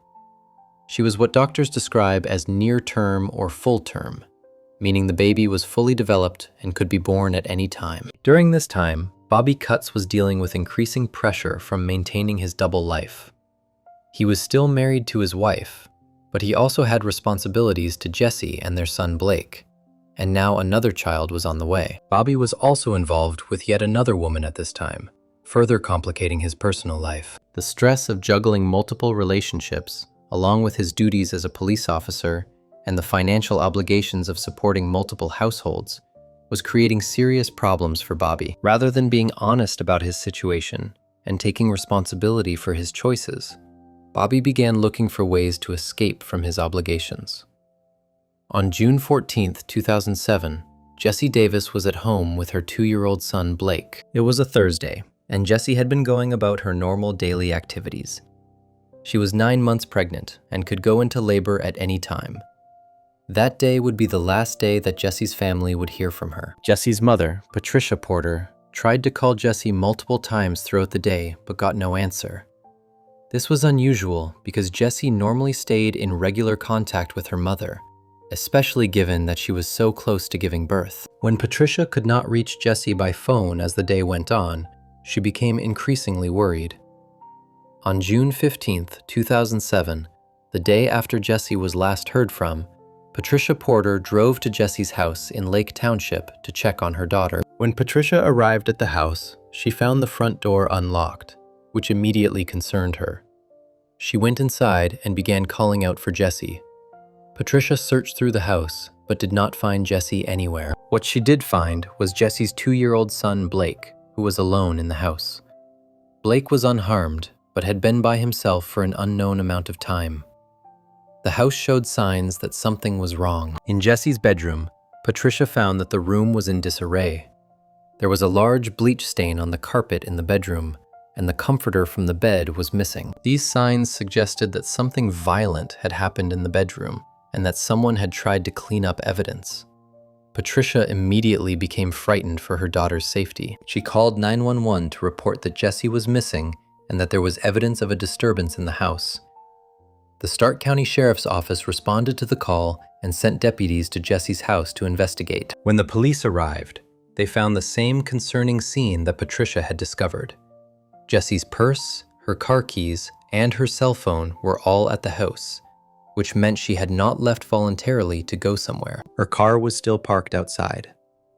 The presence of young Blake alone in the house and the evidence of the bleach stain and missing bedding strongly suggested that Jessie had not left on her own and that something bad had happened to her. The Stark County Sheriff's Office immediately launched a missing person investigation. Given that Jessie was 9 months pregnant and had essentially vanished from her home, leaving her toddler son behind, the case was treated as urgent and serious from the very beginning. Police began interviewing people who knew Jessie to try to understand what might have happened to her. They spoke with family members, friends, co-workers, and anyone else who might have information about Jessie's life or who might have seen or heard from her recently. During these interviews, police quickly learned about Jessie's relationship with Bobby Lee Cutts Jr. and the fact that he was the father of her son Blake and her unborn child. Bobby Cutts immediately became a person of interest in the investigation. Police contacted Bobby and asked him to come in for questioning. Bobby agreed to speak with investigators.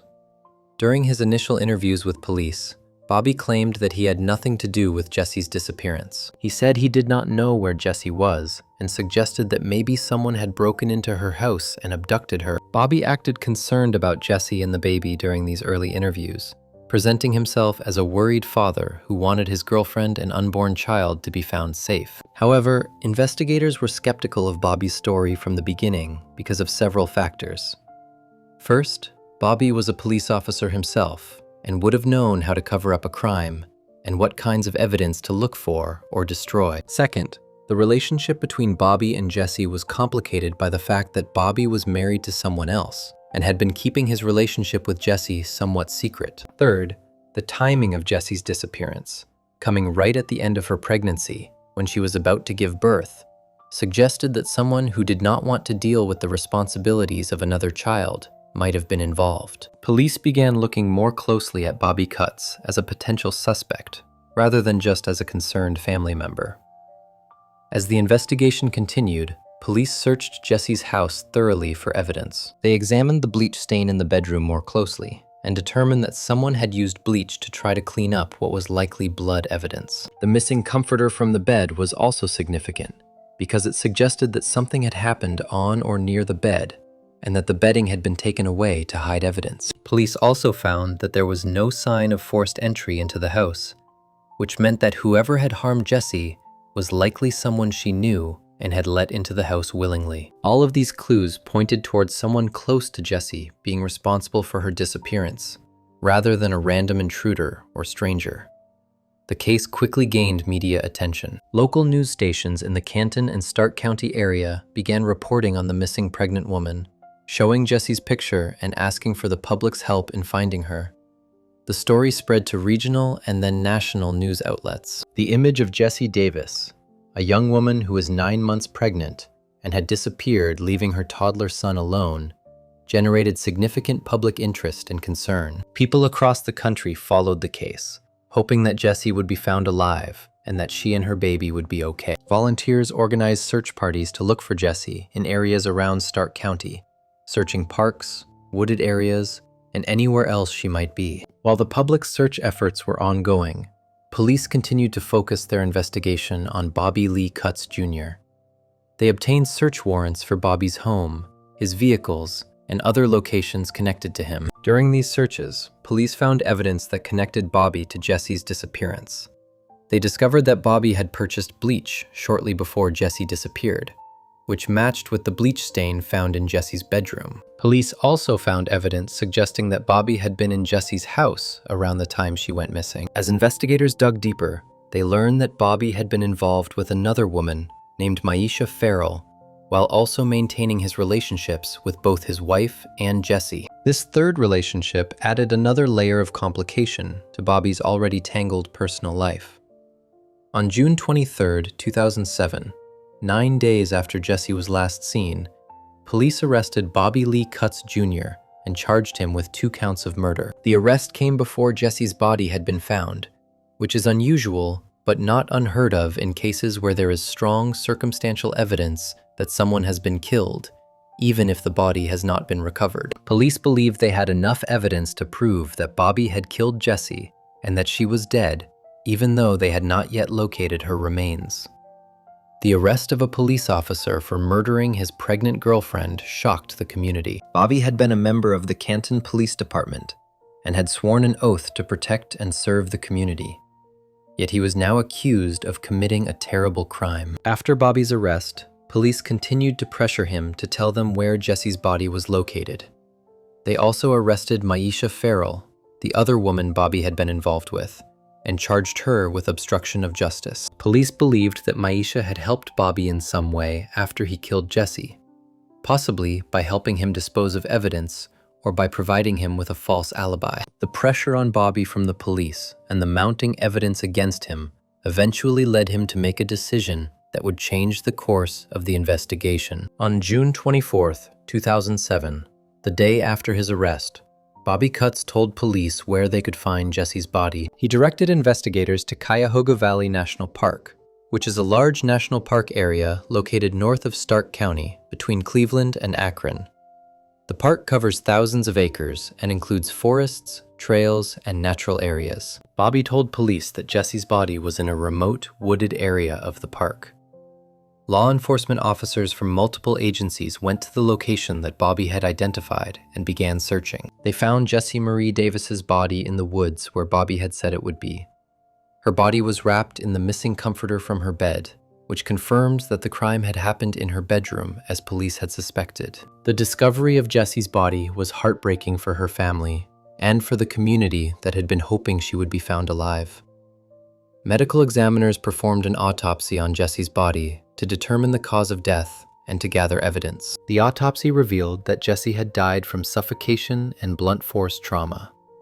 The medical examiner determined that someone had attacked Jessie, causing injuries to her head and body, and had then suffocated her. The unborn baby that Jessie was carrying also died as a result of Jessie being killed. Because Jessie was full term in her pregnancy, the baby was fully developed and would have been born alive and healthy if not for the murder. This meant that Bobby would be charged not just with killing Jessie, but also with killing the unborn child. The evidence showed that Bobby had gone to Jessie's house on June 14th, 2007. He had attacked Jessie in her bedroom while their son Blake was elsewhere in the house. Bobby had hit Jessie and then suffocated her, killing both her and their unborn child. After killing Jessie, Bobby had tried to clean up the crime scene by using bleach on the carpet where there was blood. He had wrapped Jessie's body in the comforter from her bed and removed her body from the house. Bobby then drove to Cuyahoga Valley National Park, which was about an hour away from Jessie's house, and left her body in the remote wooded area where it was later found. Bobby then returned to his normal life, acting as if he had no knowledge of what had happened to Jessie when police first contacted him. The investigation revealed more details about Bobby's motive for killing Jessie. Police learned that Bobby had been feeling overwhelmed by his financial and personal obligations. He was still married to his wife, he had responsibilities to Jessie and Blake, he was involved with Maisha Farrell, and now another child was about to be born. Bobby was facing child support obligations and the pressure of supporting multiple families on a police officer's salary. Rather than dealing with these problems honestly and responsibly, Bobby decided that killing Jessie would solve his problems. He thought that if Jessie and the unborn baby were gone, he would be free from those obligations and could move on with his life. This showed an incredibly selfish and callous attitude, where Bobby valued his own convenience more than the lives of Jessie and their child. Bobby Lee Cutts Jr. was formally charged with 2 counts of aggravated murder, one for killing Jessie Davis and one for killing the unborn child. In Ohio, an unborn child can be considered a victim of murder under certain circumstances. And in this case, because Jessie was full term in her pregnancy, the baby was legally recognized as a separate victim. Bobby was also charged with additional crimes, including abuse of a corpse for the way he had disposed of Jessie's body.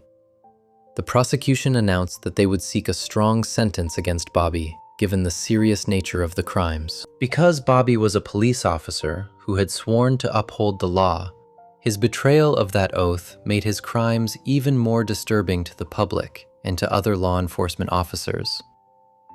The case went to trial in 2008. The trial took place in Stark County and received extensive media coverage. Prosecutors presented evidence showing that Bobby had the motive, means, and opportunity to kill Jesse. They showed that Bobby had financial pressures and wanted to be free from his obligations to Jesse and the coming baby. They presented evidence of the bleach purchase, the crime scene evidence from Jesse's bedroom, and Bobby's own admission about where Jesse's body could be found. The prosecution also called witnesses who testified about Bobby's relationships with multiple women and his pattern of deception and dishonesty. Jesse's family members testified about the impact of losing Jesse and her unborn child, describing the pain and devastation that Bobby's actions had caused. Bobby's defense attorneys tried to argue that while Bobby may have been involved in disposing of Jesse's body, he had not actually killed her. The defense presented a story claiming that Jesse's death had been an accident and that Bobby had panicked and tried to cover it up rather than call for help. However, the medical evidence contradicted this claim. The autopsy results showed that Jesse had suffered injuries consistent with being attacked, and that her death was clearly a homicide, not an accident. The defense's attempts to minimize Bobby's role in Jesse's death were not successful in convincing the jury. The jury in Bobby Kutz's trial deliberated on the evidence and testimony they had heard. On February 15, 2008, the jury returned with their verdict.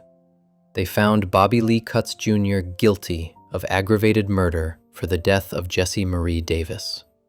They also found him guilty of aggravated murder for the death of the unborn child. Additionally, Bobby was found guilty of other related charges, including abuse of a corpse and child endangerment for leaving young Blake alone in the house after killing Jesse. The guilty verdicts meant that Bobby would face serious punishment for his crimes. After the guilty verdicts were announced, the case moved to the sentencing phase. In Ohio, aggravated murder can carry different possible sentences, including the death penalty or life in prison. The prosecution had to decide whether to seek the death penalty against Bobby. Ultimately, they decided not to pursue death penalty sentencing, instead asking for a very long prison sentence that would keep Bobby locked up for the rest of his life or close to it. On February 27, 2008, the judge in the case sentenced Bobby Lee Kutz Jr. for his crimes. For the aggravated murder of Jesse Davis, Bobby received a sentence of life in prison with the possibility of parole after 30 years. For the aggravated murder of the unborn child, he received an additional sentence of 7 to life to run consecutively with the first sentence. Bobby also received additional time for the other charges. The way the sentences were structured meant that Bobby would have to serve at least 37 years in prison before he would even be eligible to apply for parole. Given that Bobby was 30 years old at the time of sentencing, this meant he would be in his late 60s before he could potentially be released. Even then, parole was not guaranteed, and Bobby might spend the rest of his life in prison, depending on parole board decisions in the future. The sentence was designed to ensure that Bobby faced serious consequences for taking the lives of Jesse and their unborn child. Maisha Farrell, the other woman who had been arrested in connection with the case, was also prosecuted for her role. She was not charged with murder because she had not been involved in killing Jesse, but she was charged with obstruction of justice and other crimes related to helping Bobby after the murder. Maisha eventually pleaded guilty to reduced charges and received a much lighter sentence than Bobby. Her involvement had been limited to helping Bobby cover up what he had done, rather than participating in the actual killing. Jesse's family spoke publicly about the case and the impact of losing Jesse and her unborn baby. Jesse's mother, Patricia Porter, became an advocate for awareness about domestic violence and relationship violence. She spoke about how Bobby had taken her daughter's life and robbed her of the chance to see her grandson Blake grow up and to meet her granddaughter, who would have been born if not for the murder. Patricia and other family members attended Bobby's trial and sentencing hearings to see that justice was done for Jesse. They described Jesse as a loving mother who adored her son Blake and who was looking forward to welcoming another child into her life. The family continues to honor Jesse's memory and to ensure that she is remembered for who she was, rather than just as a victim of violence. The case had a significant impact on the Canton Police Department and law enforcement community in Stark County. The fact that one of their own officers had committed such a horrible crime was deeply troubling to other police officers who took their duty to protect and serve seriously. The Canton Police Department cooperated fully with the investigation and made it clear that Bobby's actions did not represent the values of the department. Bobby was fired from the police force after his arrest, and the department worked to distance itself from him and his crimes. The case served as a reminder that police officers are not immune to committing crimes, and that they must be held accountable when they break the law, just like any other citizen. The murder of Jesse Davis also drew attention to the specific vulnerability of pregnant women in domestic violence situations. Research has shown that pregnant women are at increased risk of being victims of violence, often from their partners. The fact that Jessie was killed at the very end of her pregnancy, when she was about to give birth, highlighted this tragic pattern. Advocacy groups used Jessie's case to raise awareness about the warning signs of abusive relationships and the importance of pregnant women having support systems and safety plans if they are involved with potentially dangerous partners. Young Blake, who was only 2 years old when his mother was killed, was left without either parent.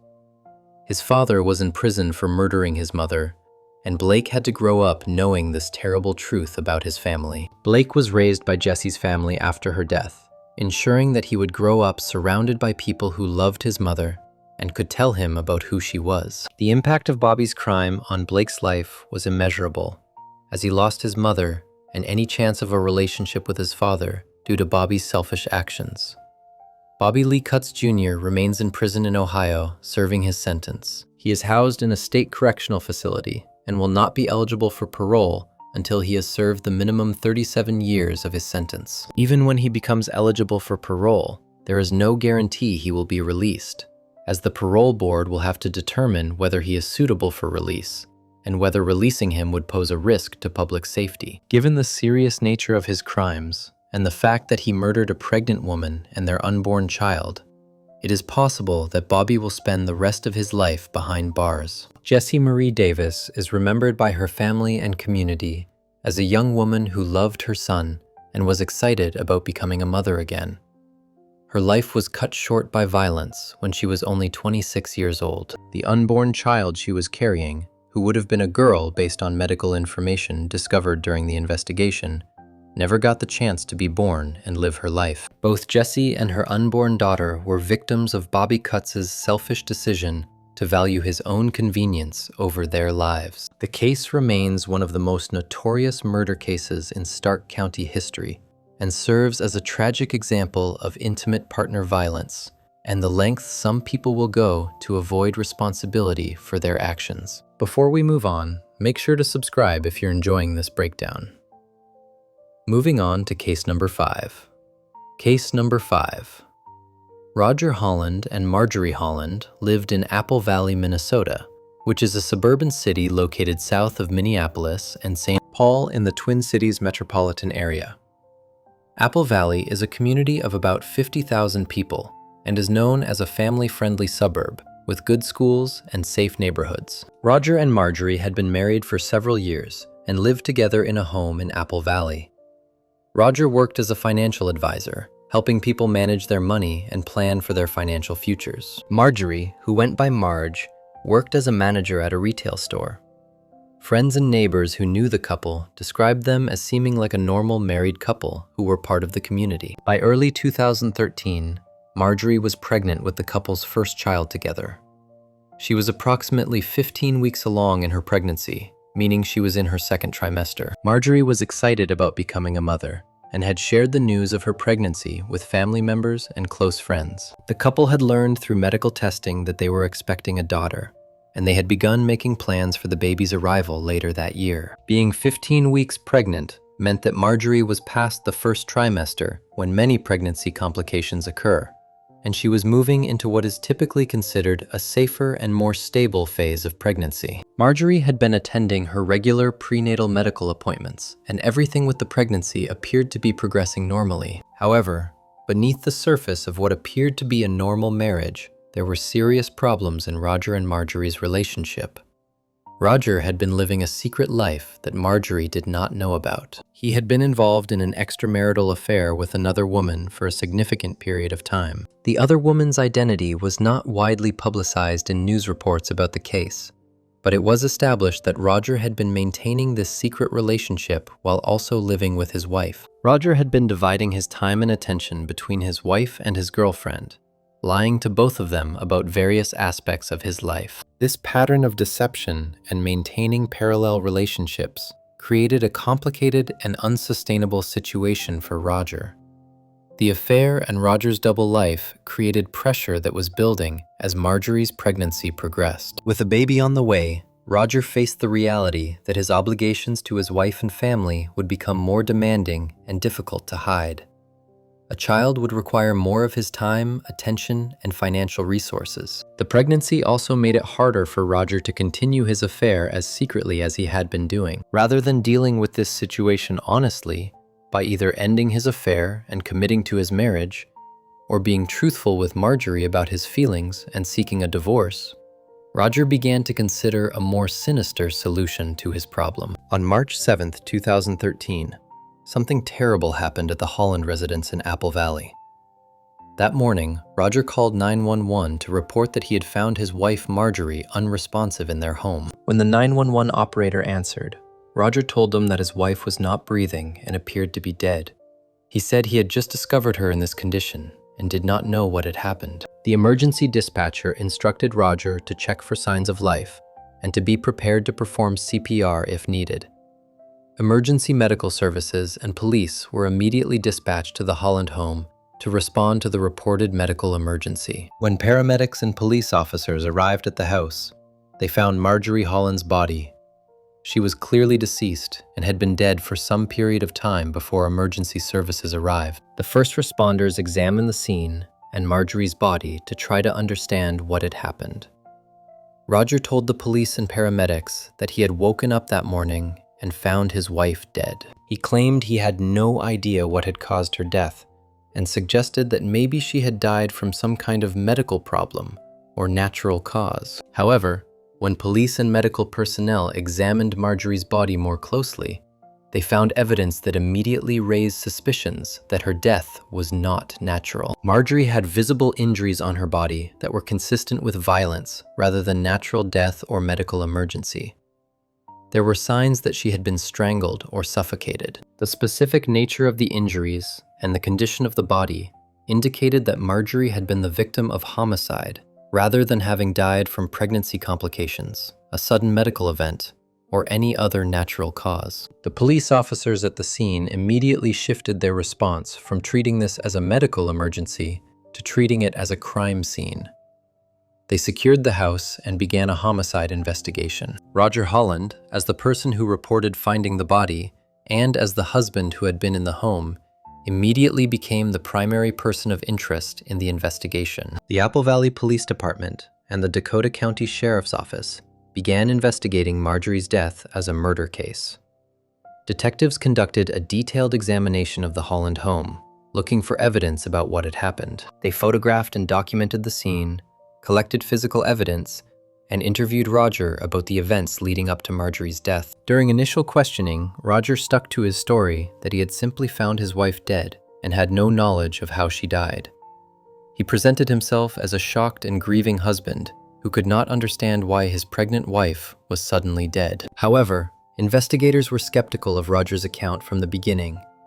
There were several reasons why police immediately suspected Roger was involved in Marjorie's death. First, the injuries on Marjorie's body clearly indicated that she had been killed by someone rather than dying naturally. Second, there was no evidence of a break-in or any signs that an intruder had entered the home. This meant that whoever killed Marjorie was either someone who lived in the house or someone Marjorie had let in willingly. Third, Roger's behavior and demeanor when speaking with police seemed off to the experienced detectives. He did not appear to be genuinely shocked or devastated by his wife's death. Fourth, the timing of the murder, coming when Marjorie was 15 weeks pregnant and the couple was preparing to become parents, suggested a motive related to not wanting the responsibilities of fatherhood. As detectives dug deeper into Roger's background and recent activities, they made the discovery of his extramarital affair. They learned that Roger had been romantically involved with another woman and had been keeping this relationship secret from Marjorie. Phone records, text messages, and other evidence showed that Roger had been communicating regularly with his girlfriend and spending time with her while also maintaining his marriage to Marjorie. The affair provided a clear motive for Roger to want to be free from his marriage.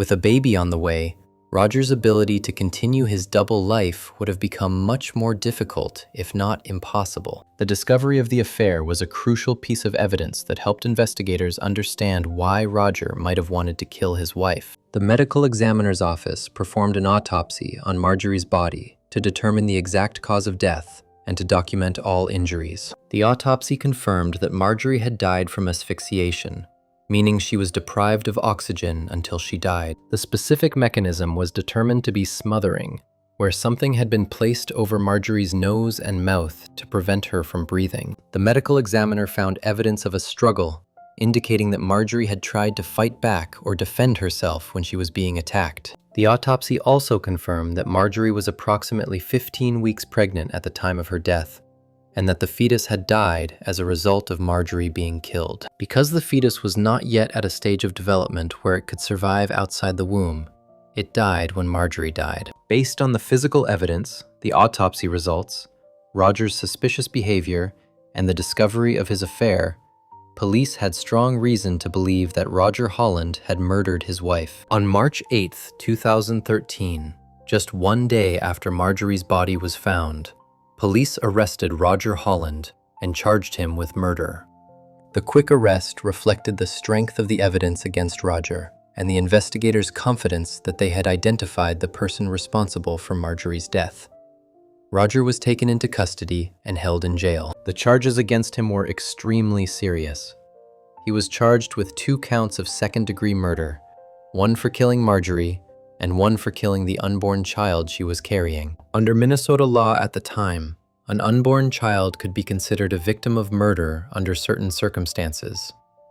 The law recognized that when someone kills a pregnant woman, they are also killing the fetus that the woman is carrying. This meant that Roger faced 2 separate murder charges, even though only one person, Marjorie, had actually been born and was living independently. The dual charges reflected the seriousness of killing not just an individual person, but also ending the life of an unborn child who would have been born if not for the murder. The charges carried the possibility of decades in prison if Roger was convicted.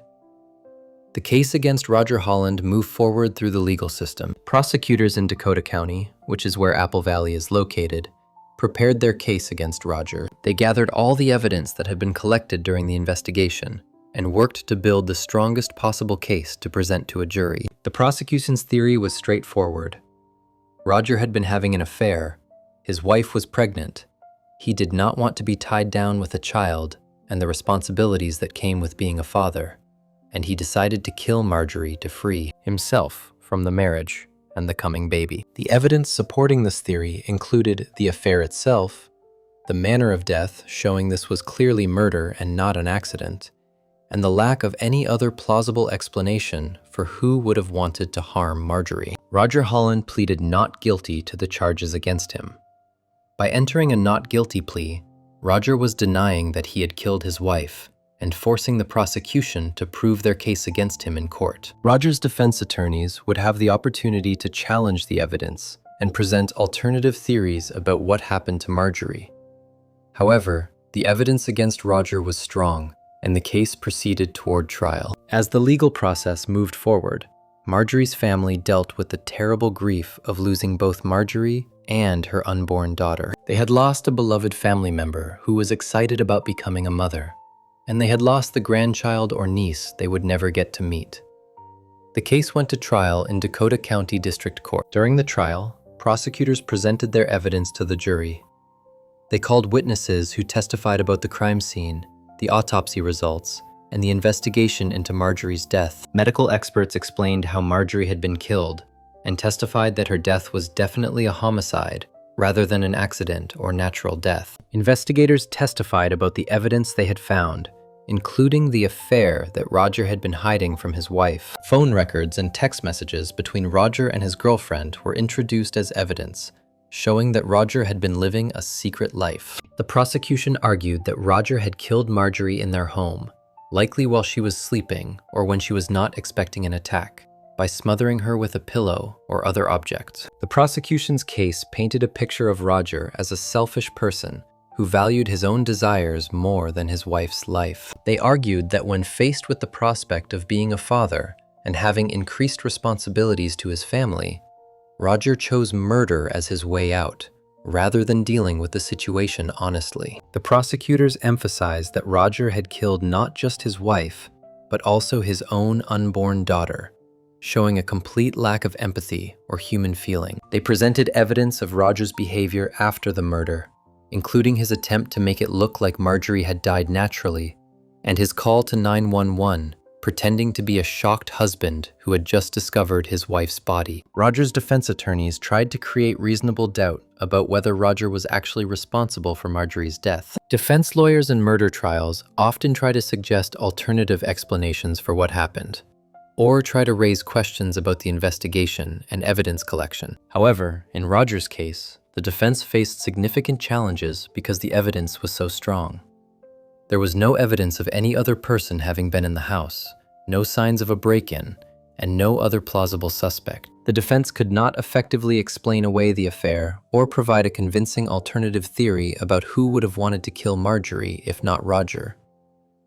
The jury in Roger Holland's trial heard all the evidence and testimony from both sides. They deliberated on whether the prosecution had proven beyond a reasonable doubt that Roger had murdered Marjorie and their unborn child. After considering all the evidence, the jury reached their verdict. They found Roger Holland guilty on both counts of second-degree murder. The guilty verdict on the first count was for the murder of Marjorie Holland. The guilty verdict on the second count was for the murder of the unborn child. The jury's decision meant they were convinced that Roger had intentionally killed his wife and that her death was not an accident or the result of someone else's actions. After the guilty verdicts were announced, the case moved to the sentencing phase. In Minnesota, second-degree murder carries serious penalties, typically life in prison or a very long prison sentence. The judge in the case had to determine what sentence to impose on Roger for his crimes. Given that Roger had been convicted of 2 counts of murder, he faced the possibility of receiving separate sentences for each count that would run consecutively, meaning one after the other, which would result in an extremely long total prison term. The prosecution asked for the maximum sentence possible, arguing that Roger's crimes deserved the harshest punishment available under the law. At the sentencing hearing, Marjorie's family members had the opportunity to speak and share victim impact statements. These statements allow the family of murder victims to tell the court about the impact the crime has had on their lives and to express their feelings about what the defendant did. Marjorie's family spoke about what a wonderful person she was and how excited she had been about becoming a mother. They talked about the future that had been stolen from Marjorie and from the daughter she would have given birth to. The family expressed their pain and anger at Roger for taking Marjorie's life and for robbing them of the chance to know Marjorie's daughter. The victim impact statements were emotional and heartbreaking, showing the devastating ripple effects that murder has on everyone who loved the victim. The judge in the case considered all the evidence, the jury's verdict, the victim impact statements, and the sentencing guidelines under Minnesota law. The judge sentenced Roger Holland to 2 consecutive life sentences in prison without the possibility of parole.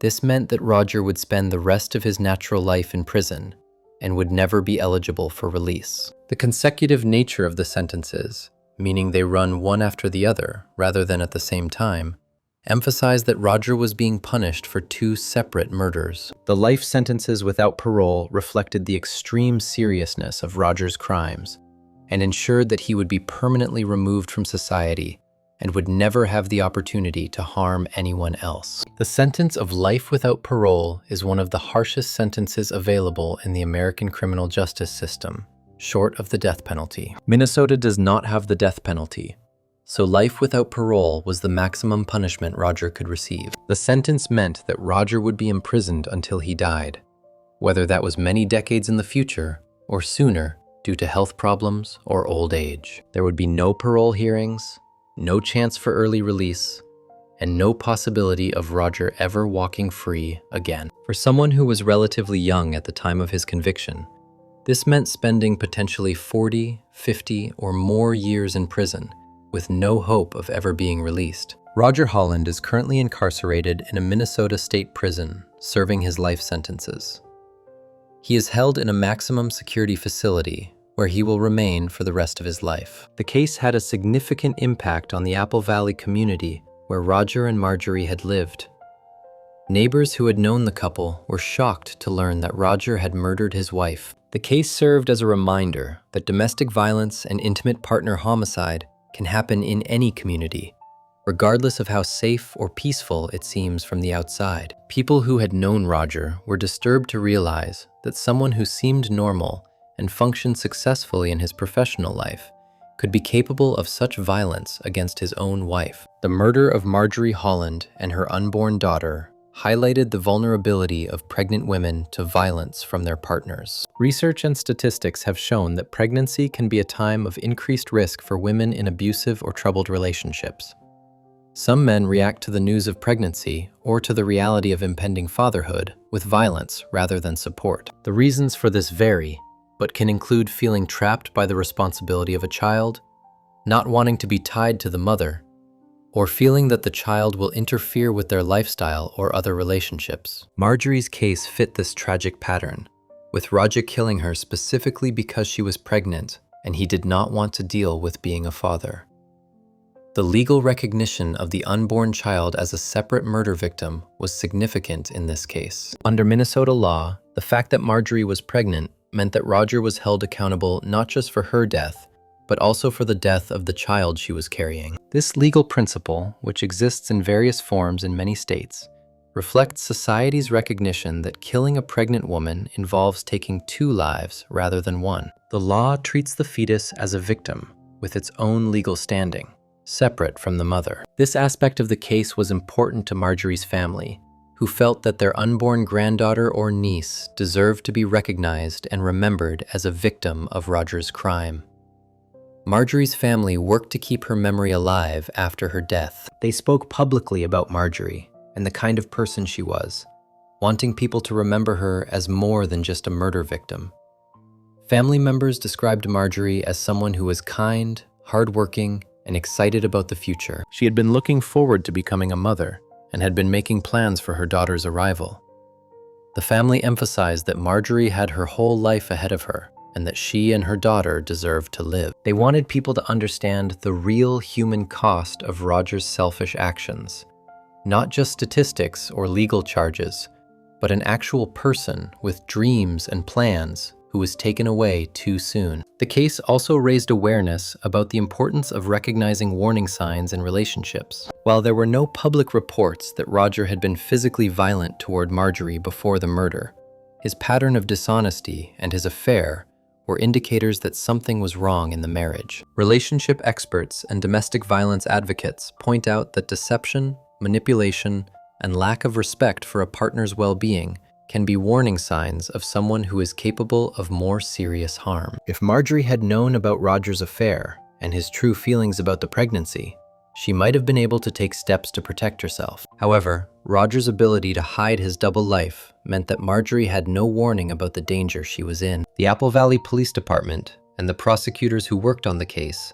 were praised for their thorough investigation and successful prosecution of Roger Holland. The quick identification of Roger as the suspect and the gathering of evidence that led to his conviction showed effective police work. The case moved relatively quickly through the legal system, compared to some murder cases that can take years to resolve. The efficiency of the investigation and prosecution meant that Marjorie's family did not have to wait an extremely long time for justice.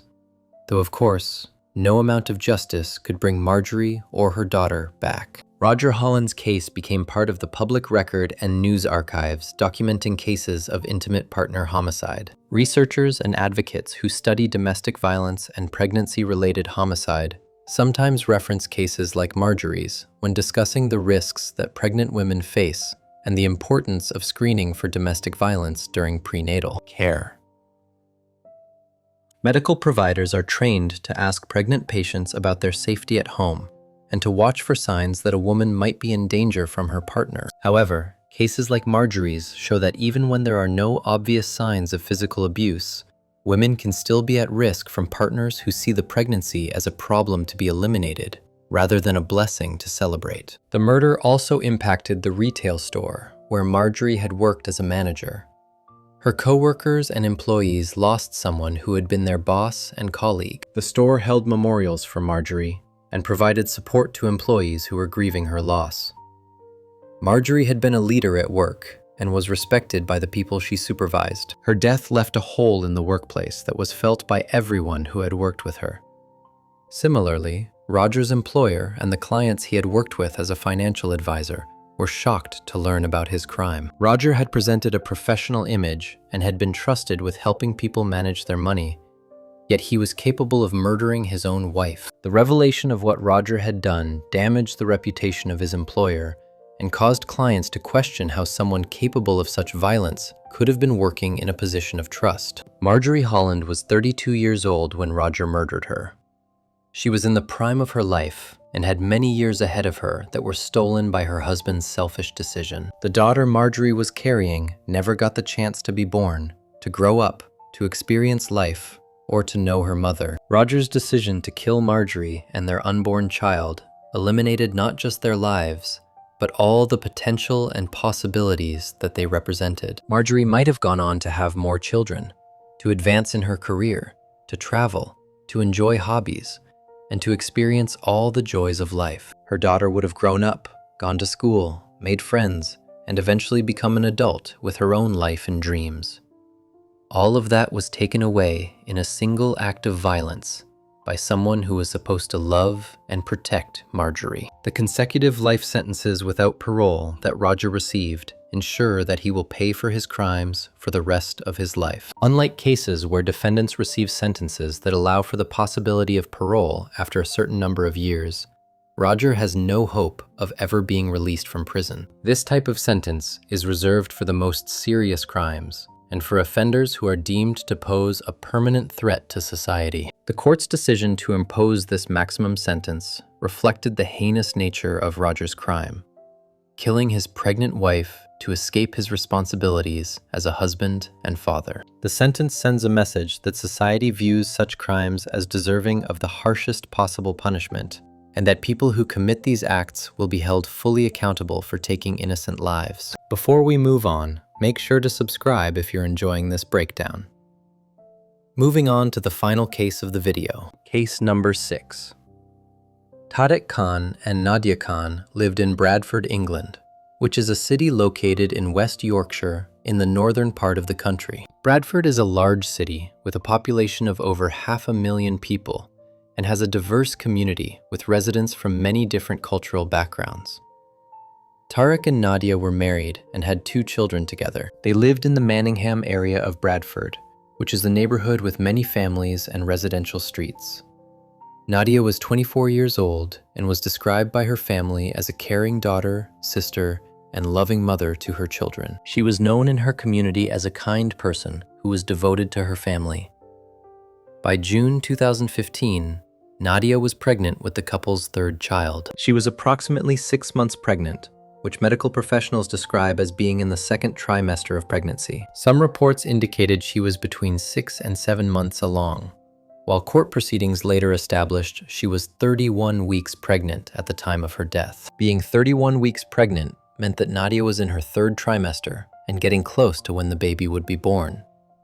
The couple had learned through medical scans and tests that they were expecting a boy. Nadia had been attending her regular prenatal appointments, and the pregnancy appeared to be progressing normally, according to her medical records. However, despite the fact that Nadia was pregnant and they had 2 children together, the relationship between Tariq and Nadia had serious problems. Tariq had a history of being violent toward Nadia. He had assaulted her previously during their marriage, showing a pattern of abusive behavior. The violence and control that Tariq showed toward Nadia had gotten bad enough that Nadia had taken steps to try to protect herself. She had reported Tariq's violence to authorities, which led to legal consequences for Tariq. Because of his previous assault on Nadia, Tariq was facing deportation proceedings. Deportation is the process by which a country removes someone who is not a citizen and sends them back to their country of origin. Tariq was originally from Pakistan, and British immigration authorities had begun the process of deporting him back to Pakistan because of his criminal behavior toward his wife. In addition to the deportation proceedings, There were other legal protections in place that were supposed to keep Nadia safe from Tarek. Court records and news reports indicate that there was some form of restraining order or protective order in place at the time of Nadia's death. A restraining order is a legal order that prohibits someone from contacting or coming near another person. The existence of this order meant that Tarek was not supposed to be around Nadia or have contact with her. Despite this legal protection, Tarek found a way to get access to Nadia on June 14, 2015. The couple had separated shortly before the murder, meaning they were no longer living together as husband and wife. Nadia was living at a house on Holker Street in the Manningham area of Bradford with her children. On Sunday, June 14, 2015, Tariq went to the house where Nadia was living. Because there was a restraining order in place, Tarek should not have been there at all. However, Tarek used a teenage relative to help him gain access to the house. The specific details of how the teenage relative helped Tarek get into the house were not extensively detailed in public reports, but it is known that this relative played a role in allowing Tarek to be in a place where he was legally prohibited from being. Once Tariq gained entry to the house, he attacked Nadia in a violent and sustained assault. Nadia's 2 young children were in another room of the house during the attack, though they were not physically harmed. Tariq attacked Nadia with a knife, stabbing her multiple times throughout her body. Different news reports provided slightly different counts of the number of stab wounds, with some reports saying 16 times and others saying 17 times. Court proceedings later established more specific details about where Nadia was stabbed. Tariq stabbed Nadia 8 times in the chest and back. These stab wounds to vital organs in the upper body would have caused severe internal injuries and massive blood loss. But Tariq did not stop there. He also stabbed Nadia 5 times in her stomach and abdomen area. This is significant because Nadia was heavily pregnant, and stab wounds to the stomach would directly target the unborn baby she was carrying. The attack was described by prosecutors and the judge as involving extreme and ferocious violence. The number of stab wounds showed that this was not a momentary loss of control, but rather a sustained and deliberate attack. Tariq continued stabbing Nadia over and over, even after she would have been severely injured from the initial wounds. The location of the stab wounds, particularly the 5 wounds to her pregnant stomach, showed that Tariq was intentionally trying to kill not just Nadia, but also the unborn baby. The attack took place in the kitchen of the house, which is where emergency responders would later find Nadia. After stabbing Nadia multiple times, Tarek left the scene. Someone in the house or a neighbor called emergency services, reporting that a woman had been seriously injured. Ambulance crews from the National Health Service arrived at the house on Holker Street to provide emergency medical care. When the paramedics arrived, they found Nadia in the kitchen with multiple stab wounds. The emergency medical workers immediately began trying to save Nadia's life. They worked to stop the bleeding, stabilize her condition, and keep her alive. Despite their best efforts and all the medical interventions they tried, Nadia's injuries were too severe. She had lost too much blood and suffered too much trauma to her vital organ. The ambulance service called the police shortly after arriving at the scene because it was clear this was a serious, violent crime. At 5:46 in the evening on June 14, 2015, Nadia Khan was pronounced dead at the scene. Life was declared extinct, which is the formal medical and legal terminology used in the United Kingdom when someone dies. The death of Nadia meant that the unborn baby she was carrying also died. At 31 weeks of pregnancy, the baby was fully formed and would have been viable, meaning that if he had been delivered alive at that gestational age, he would have had a good chance of survival with medical care. However, because Nadia died from her injuries, the baby died inside her womb. The baby never had the chance to be born or to live any part of life outside of his mother. The West Yorkshire Police immediately launched a murder investigation. Officers cordoned off the house on Holker Street and began treating it as a crime scene. Detectives from the police force started gathering evidence and interviewing potential witnesses to determine what had happened and who was responsible. Based on information from people who knew the family and from the investigation at the scene, Police quickly identified Tariq Khan as the primary suspect. They learned about the history of domestic violence between Tariq and Nadia, the restraining order that was in place, and the fact that Tariq had been at the house on the day Nadia was killed. Police launched a search for Tariq Khan. He had fled from the scene after attacking Nadia and was not at the house when emergency services arrived. In the early hours of Monday morning, June 15, 2015, police located Tariq in another area of Bradford. They arrested him on suspicion of murder. Tariq was taken into custody and brought to a police station for questioning. On June 16, 2015, just 2 days after Nadia's death, the West Yorkshire Police formally charged Tariq Khan with 2 serious crimes. He was charged with murder for killing Nadia. He was also charged with child destruction for killing the unborn baby that Nadia was carrying. Child destruction is a specific criminal offense under English law. The law recognizes that killing an unborn child that is capable of being born alive is a separate criminal act from killing the mother. Under the Infant Life Preservation Act of 1929, which is the law that governs this in England, it is a crime to intentionally destroy the life of a child that is capable of being born alive. A child is considered capable of being born alive at 24 weeks of pregnancy or later, though in practice, most courts consider 28 weeks to be the threshold. At 31 weeks pregnant, Nadia's baby was clearly capable of being born alive, which meant that Tariq could be charged with child destruction in addition to murder. Tariq Khan made his first appearance at Bradford Magistrates Court on Wednesday, June 17, 2015. A magistrates court is a lower-level criminal court in England that handles initial hearings for serious crimes before they are sent to higher courts for trial. At this initial hearing, the charges against Tariq were read out formally,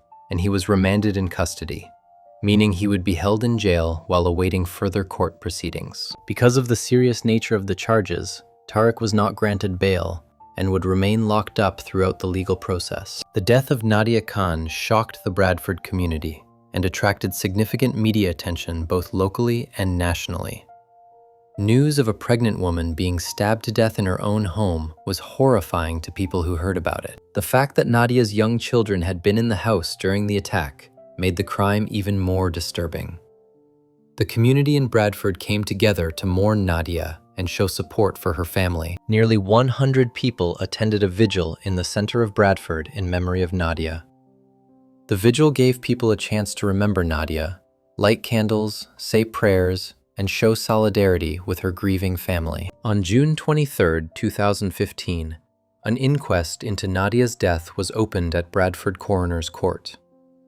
An inquest is a public hearing held by a coroner to establish the facts surrounding a person's death. Detective Chief Inspector Mark McManus from West Yorkshire Police testified at the inquest hearing.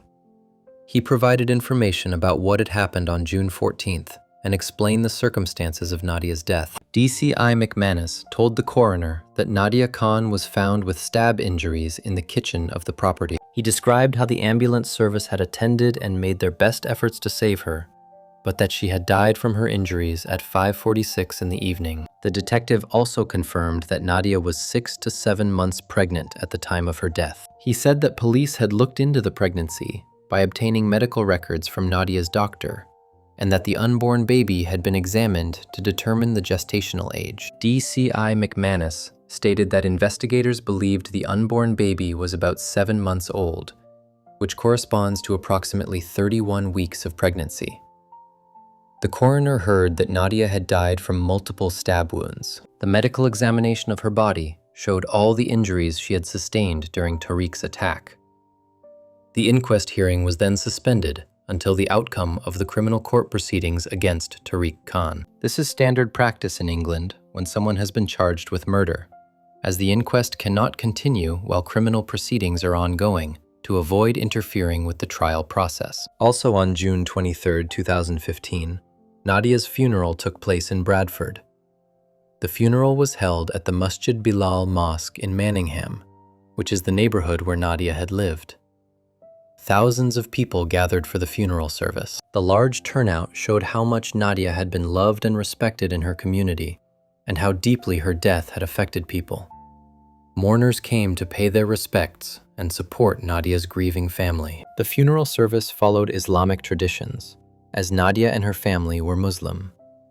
After the service at the mosque, Nadia was laid to rest at a cemetery in Lidget Green, which is another area of Bradford. The sight of thousands of people circling Nadia's coffin and attending her funeral was a powerful demonstration of the impact her death had on the community. As the legal process continued, Tariq Khan was held in custody awaiting trial. The case was transferred from Magistrates Court to Bradford Crown Court, which is the higher-level criminal court that handles serious criminal cases, including murder trials. Tariq was scheduled to appear at Crown Court in July 2015 for further proceedings. During this time, prosecutors from the Crown Prosecution Service were building their case against Tariq. The Crown Prosecution Service is the government agency in England that prosecutes criminal cases. They gathered all the evidence from the police investigation, including witness statements, forensic evidence from the crime scene, medical evidence from Nadia's autopsy, and any other information relevant to the case. The prosecutor assigned to the case was Peter Molson QC.